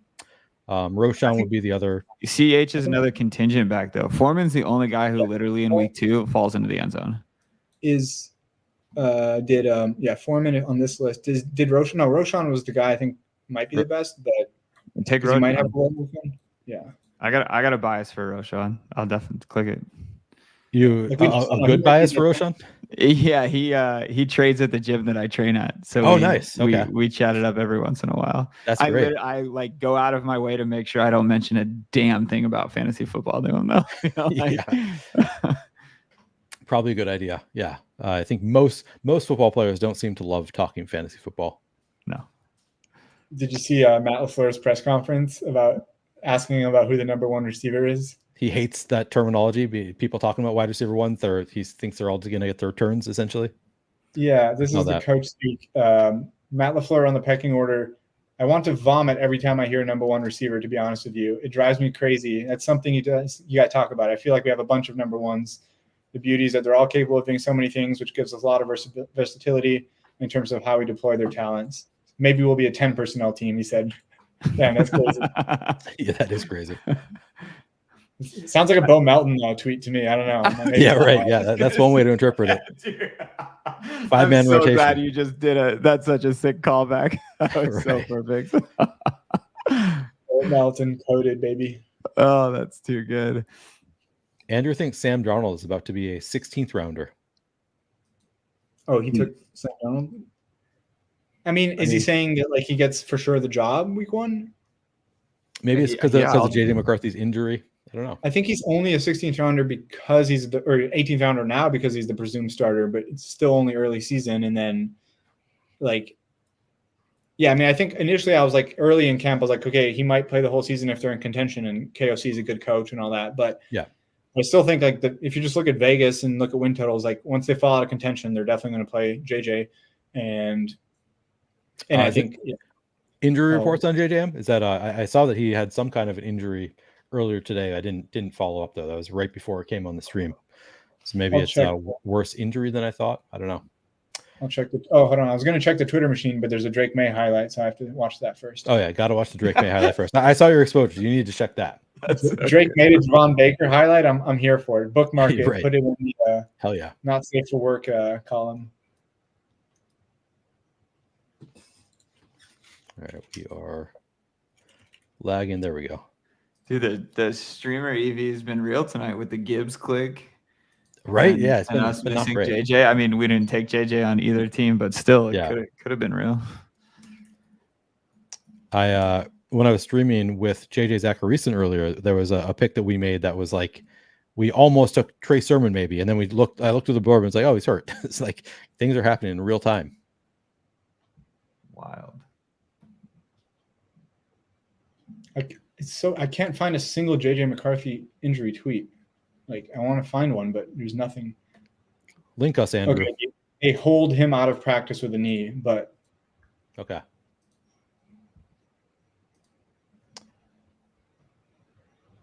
But yeah, there's no like case Kevin Seifert, who's legit.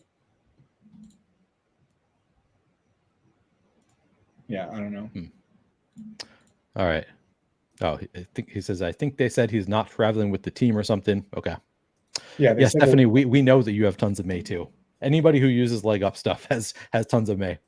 I've been fighting against it a little bit, but I still probably have over the field on May because he doesn't get drafted in every draft. Yeah, I think that it wasn't even a leg up thing because ETR has him like in the 190s too. Like, oh yeah, pretty well ahead, I think. So I don't want to be like sharp people on May, but it does seem that way. And like, I think it makes sense. You're drafting the guy who's the 3rd overall pick that every team wanted to trade the franchise for. Like, my thing was like, I wasn't 100% sure at first with the FUD about how long he would sit out, and then I saw the blurb on Underdog that said he passes Bailey Zappi for the 3rd spot, and I was like, okay, this is just New England playing games like with their typical rookie hazing stuff. So once I saw that, I'm like, this guy might start week 1. I'm just going to take all of them, and like probably by like week 3, like fans are going to be sick of it. I mean, you see the fans saw Joe Milton make one good run, and they're like, he's our future, our next Tom Brady 6th round pick. Like the fan drumbeat is going to be insane when they suck, and it's just Jacoby Brissett for the first 3 games managing stuff. Like it's going to, and then the guy has like insane rushing upside, or very slept on. So it never made any sense to me that we're drafting for week 17 and this guy who's completely free, who's not going to be a 0 like in week 17. I can guarantee you that with a 4.5 win total. It doesn't make sense to me. So, and I just checked. I'm at 5% May, so but I believe that I'm catching up there. Like I think that it's been mostly recently. I mean, yeah, it's very real that I could just be dead because he could be the guy that you need. I have. Yeah, I mean, it's been because I was super in on Bo Nix, so that was kind of like my default last round quarterback has been Bo Nix. But I think it's probably a mistake that I don't have more Drake May for all the reasons you said. Like he was the higher drafted quarterback. He's the better prospect. They're going to be playing from behind, should be throwing a lot. He has the running chop. So I probably need to get more in on Drake May than I have been. One of the reasons, whether this is valid or not, that I'm not as high as ADP has Mondre, Drake May runs, man. He ran so much in college. I have it right here. 14% scramble, 9.5% clean scramble, 10.1% blitz scramble, 44.8 scramble yards per game. Sorry. My bad. I just read Jaden's. Drake May, 11, 7, 8.4, 35. He's like right next to Jaden, which should tell you something. Yeah. Like Drake May, I don't know, man. I just feel like he's going to be moving his legs. Fantasy points a game with his legs in college. Like, yeah. I do think I will agree. Like, I wanted more Bo Nix because he's from the beginning. He's like, seems like he's the week 1 starter. He's probably a good pick. But so like the fact that I have so much Drake May kind of boxes me out of a lot of Bo Nix. Right. But yeah, I mean, I think both of them are good picks. I think that if you're doing it for that reason, it's probably smart. But I think I also for a while I wasn't really in on Polk. Like there was just like for whatever reason, just I was super in on Jermaine Burton, RIP those lineups. Also, just I feel like I made a lot of mistakes early on, and I'm recently it's been like, man, the drum beat on Jalen Polk. I'm buying in now. So now that I'm more in on Polk than I'm also more in on Drake May late. So I'm getting there. I'm catching up to you, but probably not going to catch up to you completely on your Drake May exposures. Yeah, I have 10% Bo Nix. Technically overweight him too. Okay, yeah. So, I mean, he's also not being drafted in every draft. So yeah, you are definitely overweight there. This lineup, so we end up with a pretty unique lineup, I'd say here. Anthony Richardson, Brock Purdy. We get Aaron Rodgers at pick 184. At running back, we have Jalen Warren, Tyjae Spears, Nick Chubb, Trey Benson, Marshawn Lloyd, Roshan Johnson. Wide receiver, Garrett Wilson, Deebo Samuel, Stephon Diggs, Michael Pittman, Jameson Williams, Josh Downs, Jalen Hyatt. Tight end, George Kittle, and Noah Fant. So we've got AR with Pittman and Downs. We have the bring back there of Jalen Hyatt. We have Brock Purdy with Deebo and Kittle. We have the bring back there of J-Mo. So we have two fully game set quarterbacks. And then we took Rodgers just because we had Garrett Wilson. We don't have anybody from Buffalo there, but 2 game set quarterbacks, throw on a third correlated quarterback. I think it's a really, really strong team. I mean, our running backs are obviously a concern, but if they can outperform expectations, we're going to be looking pretty damn good. Yeah, I know ADP isn't as valuable or relevant in rounds 10 plus, but 12 through like 16 in this room, we smashed value. Like 10 plus picks of ADP value on a handful of guys, which I just like.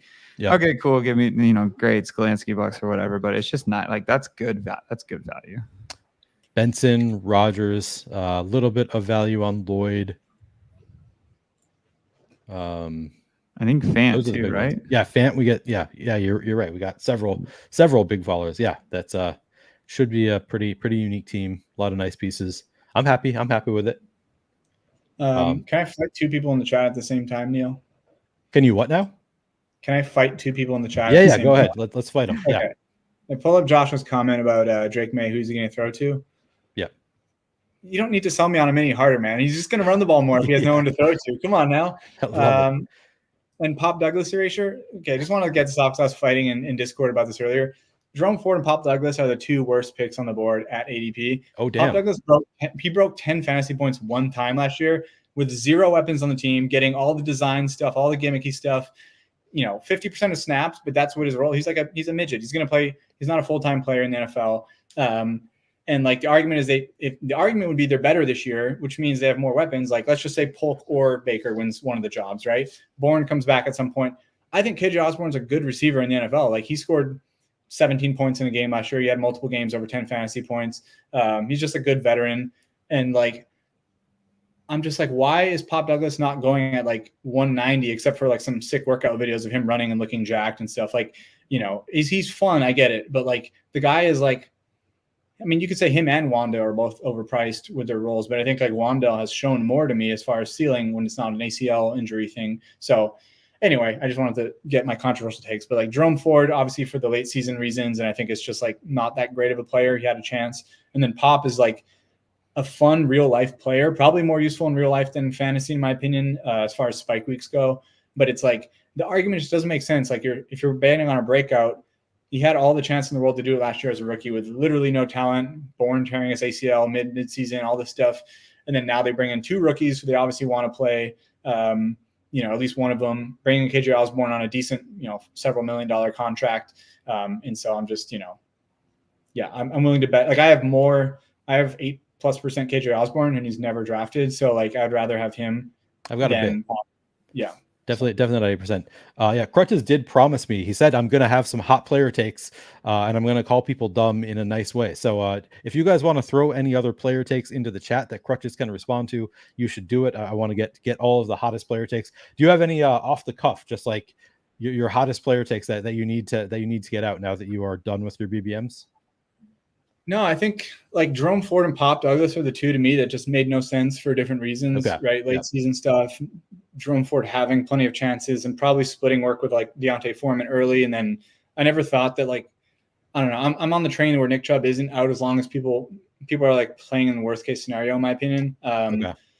Yeah, I have 6.7% KJ Osborne, which is a lot for a guy with 215.8 ADP. Could be a 0, but I just didn't want to take Bourne because I feel like my thing with Bourne, another like, well, obviously it's a total shit show of a receiver room as far as projecting it. But like, if any of the rookies are good, Bourne doesn't have a job, because he's not coming back as like a later round pick guy and just like taking Jalen Polk or Javon Baker's job, like as a high, fairly high draft pick rookie. So that's my thing. And then like, they're going to have more chemistry with May already, or whoever's playing. And so, Bourne is like one of those guys where he's a good player when there's no other talent, but he's still a 4.7 40 receiver. He's not ever going to like set the world on fire. So I think it's like, I'm more interested in drafting both the rookies, Yeah. So I actually do have some Demario Douglas, but it's when he was cheaper, I think. I have 15% ADP value on him. So I was taking him at 170 something.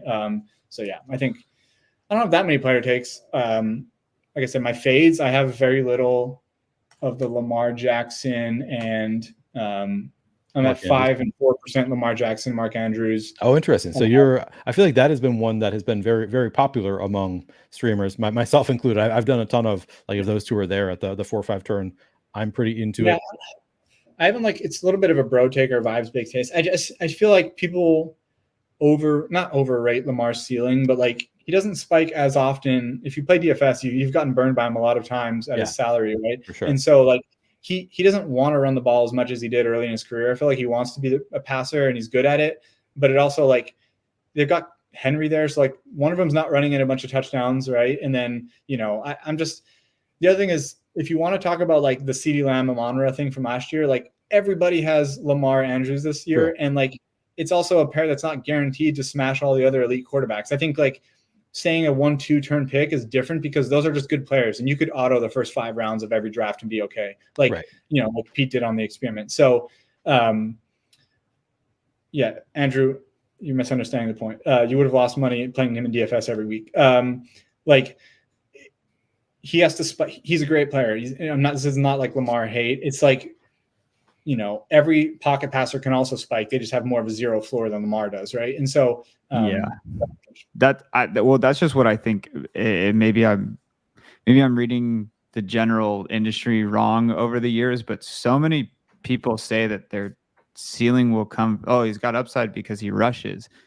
No, he has an 11-point floor because he rushes. Sure. His ceiling comes from throwing touchdowns. And I think most of the sharps know that. I think a lot of the touts understand that, but I don't think a lot of the field. My dog just came storming into the room with a toy. He's stoked to play tug of war.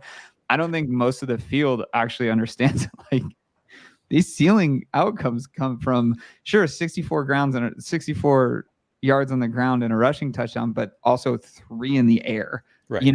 So I'm the same way with the Lamar stuff. I don't click them. And I feel like I might have read something, and so this might be just sitting in my subconscious, but like, just the way that they're going to scheme a lot this year, like, doesn't necessarily fit well to Lamar. That could have been like a Scott Barrett DM or tweet. I don't even remember where I saw it, but it was just something that, like, I don't know, dogmatic.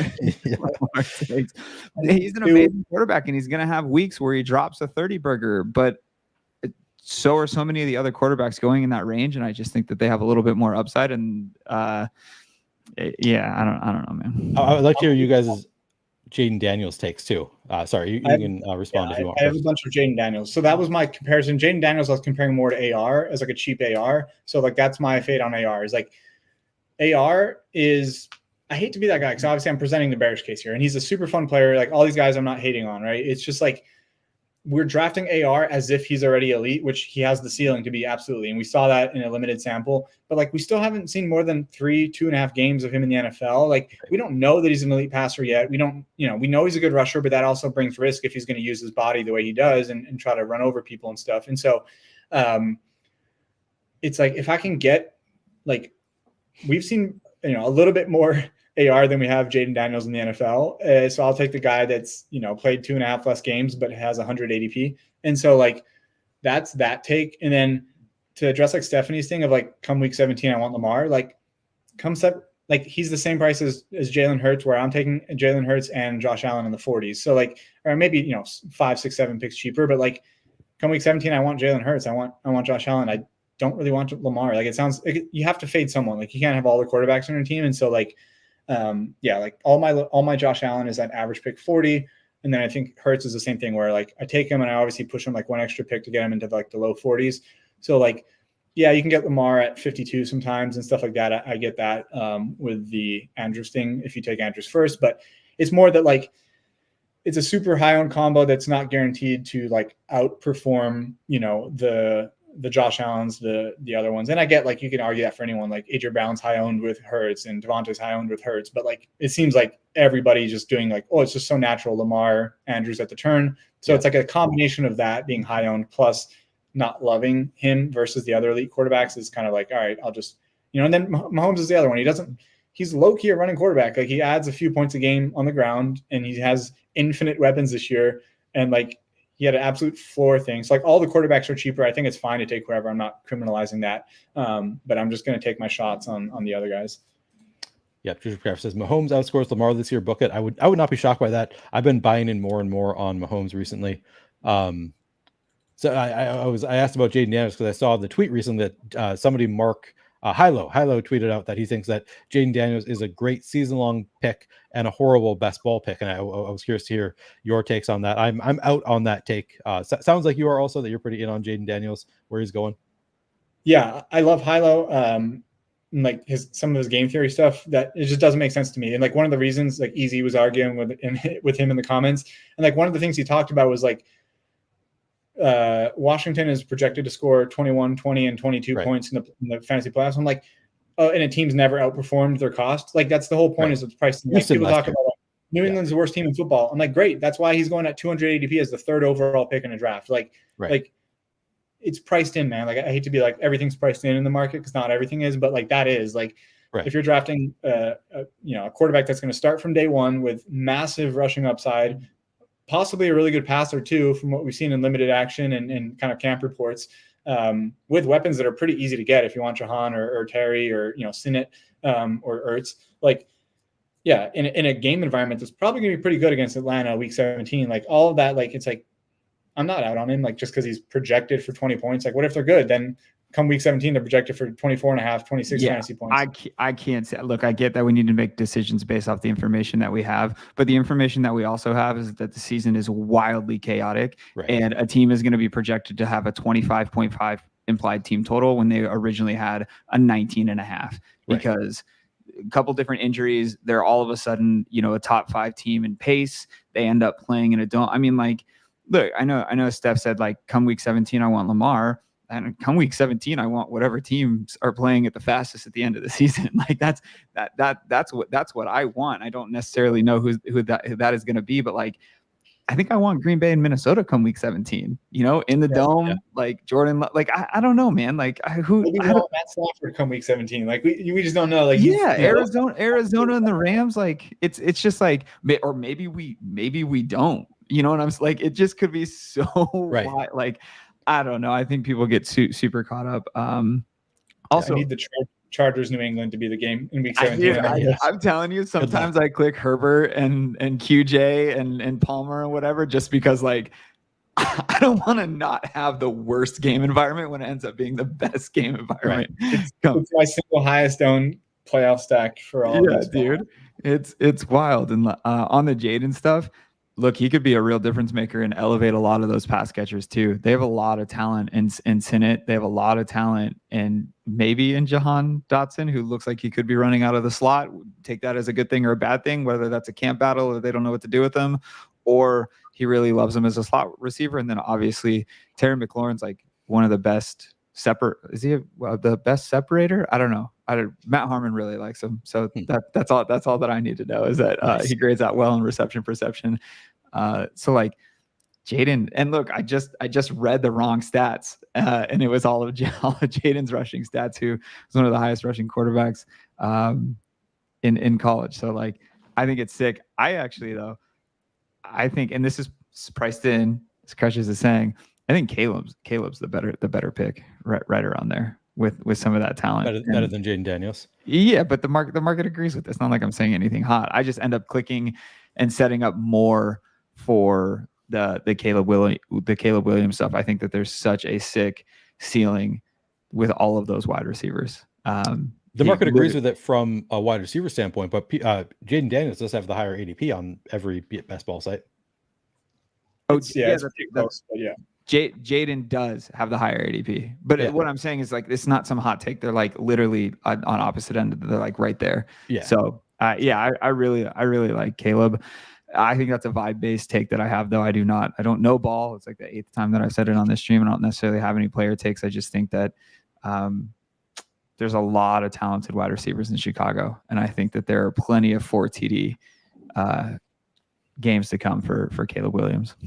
And he was the consensus top pick. I mean, whatever. Draft capital, I guess, is super important, but I think that's a lot more important on some of these like running backs and receivers where teams are spending and doing, with their draft capital and what they're paying these individuals from playing time. But like, I mean, even if he wasn't, even if he was the 3rd or 4th quarterback off the board in the draft, it's like, he's still going to start week 1. He's still a great, amazing quarterback. Like, it's just not. Yeah.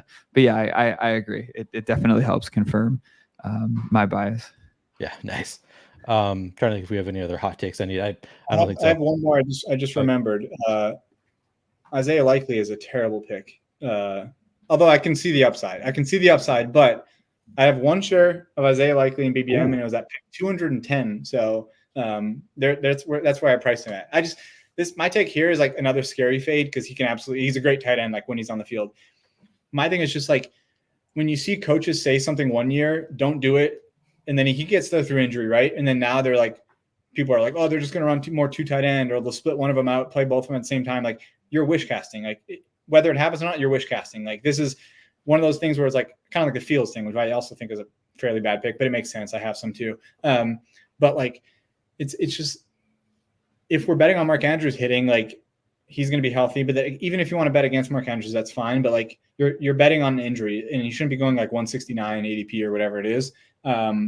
He should probably just be going with like, I don't know where, but like 186 around like Jonnu or something a little later, closer to the 18th, where you're drafting a contingent tight end, but probably the best contingent tight end in the NFL. So like that makes sense. But yeah, I don't know. It's just, people like Wishcast where he's going to have a standalone role this year. And like they said that early last year when he had his first breakout, when Andrews missed like the playoff game or whatever, and he went crazy against Cincinnati, I think it was.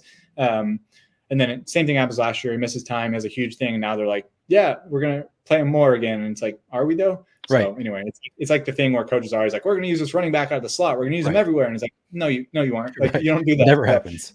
Yeah, I don't get the Likely thing. Although, like I said, he totally burned me. But I think if he burns me, it's through injury, not through him playing the same game as Andrews and smashing. So you mentioned that you were the Colts are like your biggest team fade. It sounds like the Ravens might not be that far behind unless you're in on Derrick Henry and I don't know it, or Rashad Bateman. Are there any Ravens that you're a fan of? Team exposures on so like most, like within a normal range, it's between like 77 and 36, I would say, which is a big range. But like New England stands out at 88, is by far my most drafted team, and then Indy's at 28, by far the lowest drafted team. Baltimore is probably not super low because it's on the bottom side, but it's at like 50 because I have a lot of Zay Flowers. Okay. Good call. Yeah.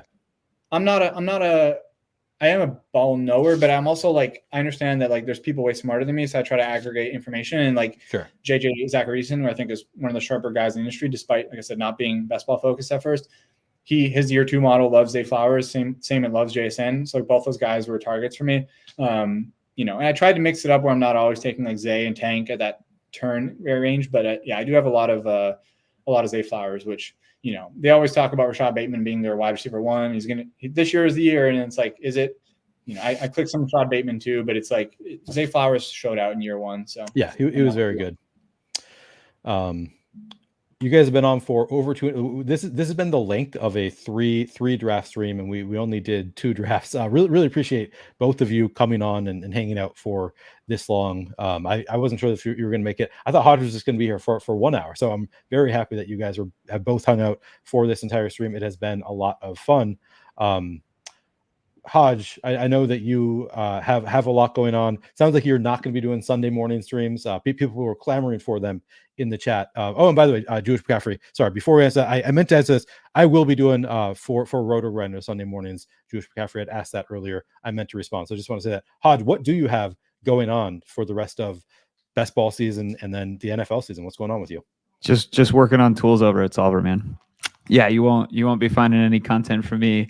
No Sunday morning streams. I create some tutorials and some stuff. I'll probably do a lot of the Sims content tutorials, and on Saturdays sometimes I was doing this series called like Saturdays Are for the Sims, where I would go through and sim the Sunday slate, but not even from a here's who you should play or pick, more just like, hey, here's how to use the tools, and if this makes sense in your process and you think you find this valuable, then check out the Sims. But no, man, I'll just do some streams. I'm gonna do Best Ball After Dark with Overzet on Wednesday, so that'll be fun. And I don't know, I think he typically does a draft on one of those, right? So probably for Best Ball he does. BBN, I think, just depending on the guest. But no, just building cool shit with cool people over at the Solver, man. That's it. Hell yeah, that's a great thing to do, because a lot of people here using the Solver, of course, using the Best Ball Explorer. Is that the name of the new? Yeah. So you using the products. Happy to hear that you were hard at work on them. That's great. Krutches, how about you? Are you doing any content, any tools? What do you got going on from here until the end of the NFL season? Yeah, no promises. I have no products, so I'm just drafting myself and doing all that, and I like talking about it, and I can't do anything with my shoulder right now anyway, so sitting at home doing streams. But no, man, if people ever have questions and stuff, I'm in Discords. You can tag me or something, but I'm not the sharpest guy around, but hopefully once I'll be doing NFL dailies and stuff, but I probably my guy smashes NBA dailies, smashes NFL dailies, Yep. 2 seats in the dog bowl, and says I'm not the sharpest guy around. Right. Yeah. Come on, big dog. Are you going to be smashing the dog bowl again, assuming it's the same kind of format? Are you going to be going after it? It all depends on what the structure is, to be honest. Like live finals aren't the highest EV thing. It's a lot of it's kind of cool to go to and it's prestigious. Like they're not negative EV, but if it's a similar thing like last year where the rake isn't too bad or there's some sort of promos for it, like, yeah. And I'll probably end up firing some regardless, just for the sweat and all that. But I'm really going to be focusing on, maxing obviously the main BR, and then probably some of the higher dollar stuff, the fullback dive and anything else they drop. I'll probably be in there. And then, yeah, it's just a different strategy, 12 mans versus 6. So it takes a little bit more work prepping, I guess, for the drafts. Yeah. And then I was hand drafting all the 12 mans. I was auto drafting most of the 6-man stuff. So, yeah, it takes a little bit of work, but if it's half decent, I definitely want to go back. So we'll see. Nice. Yeah, says thanks for the stream. Even though you didn't look, I am sorry about that. There are several people who asked us to look at their teams. It just, with 3 people on, I just get too wrapped up in the conversation. I don't look at the team. So yeah, next stream, maybe we'll have an opportunity to look at it there. Hopefully, another thing that maybe we'll see you guys again on this channel. Would love to have you both back. Of course, I am going to be out for the next. I'm streaming tomorrow night. Have a couple guests lined up for that, but then I'm out for 10 days after that. We'll be streaming though late August, early September. So we'll be in touch. Hopefully we can get you guys back on here. Would love to do more streams for the big eliminator when it's back up. How about that? Oh hell yeah, big eliminator. That would be a good one to do. Thank you guys both for coming on. Of course, if you want, the Twitters are both Ryan Hodge. His name is just at Ryan Hodge. You can find Ryan on Twitter there. Krutches is at McDonald's DB XBT. So you can find Krutches there on Twitter. Go check them out if you are not already following them. Thank you both for coming on. Thank you all for hanging out with us. And of course, like, subscribe, all of that, very helpful for myself trying to get to 2,000 subscribers. Would appreciate it. Thanks guys, and I will catch you later.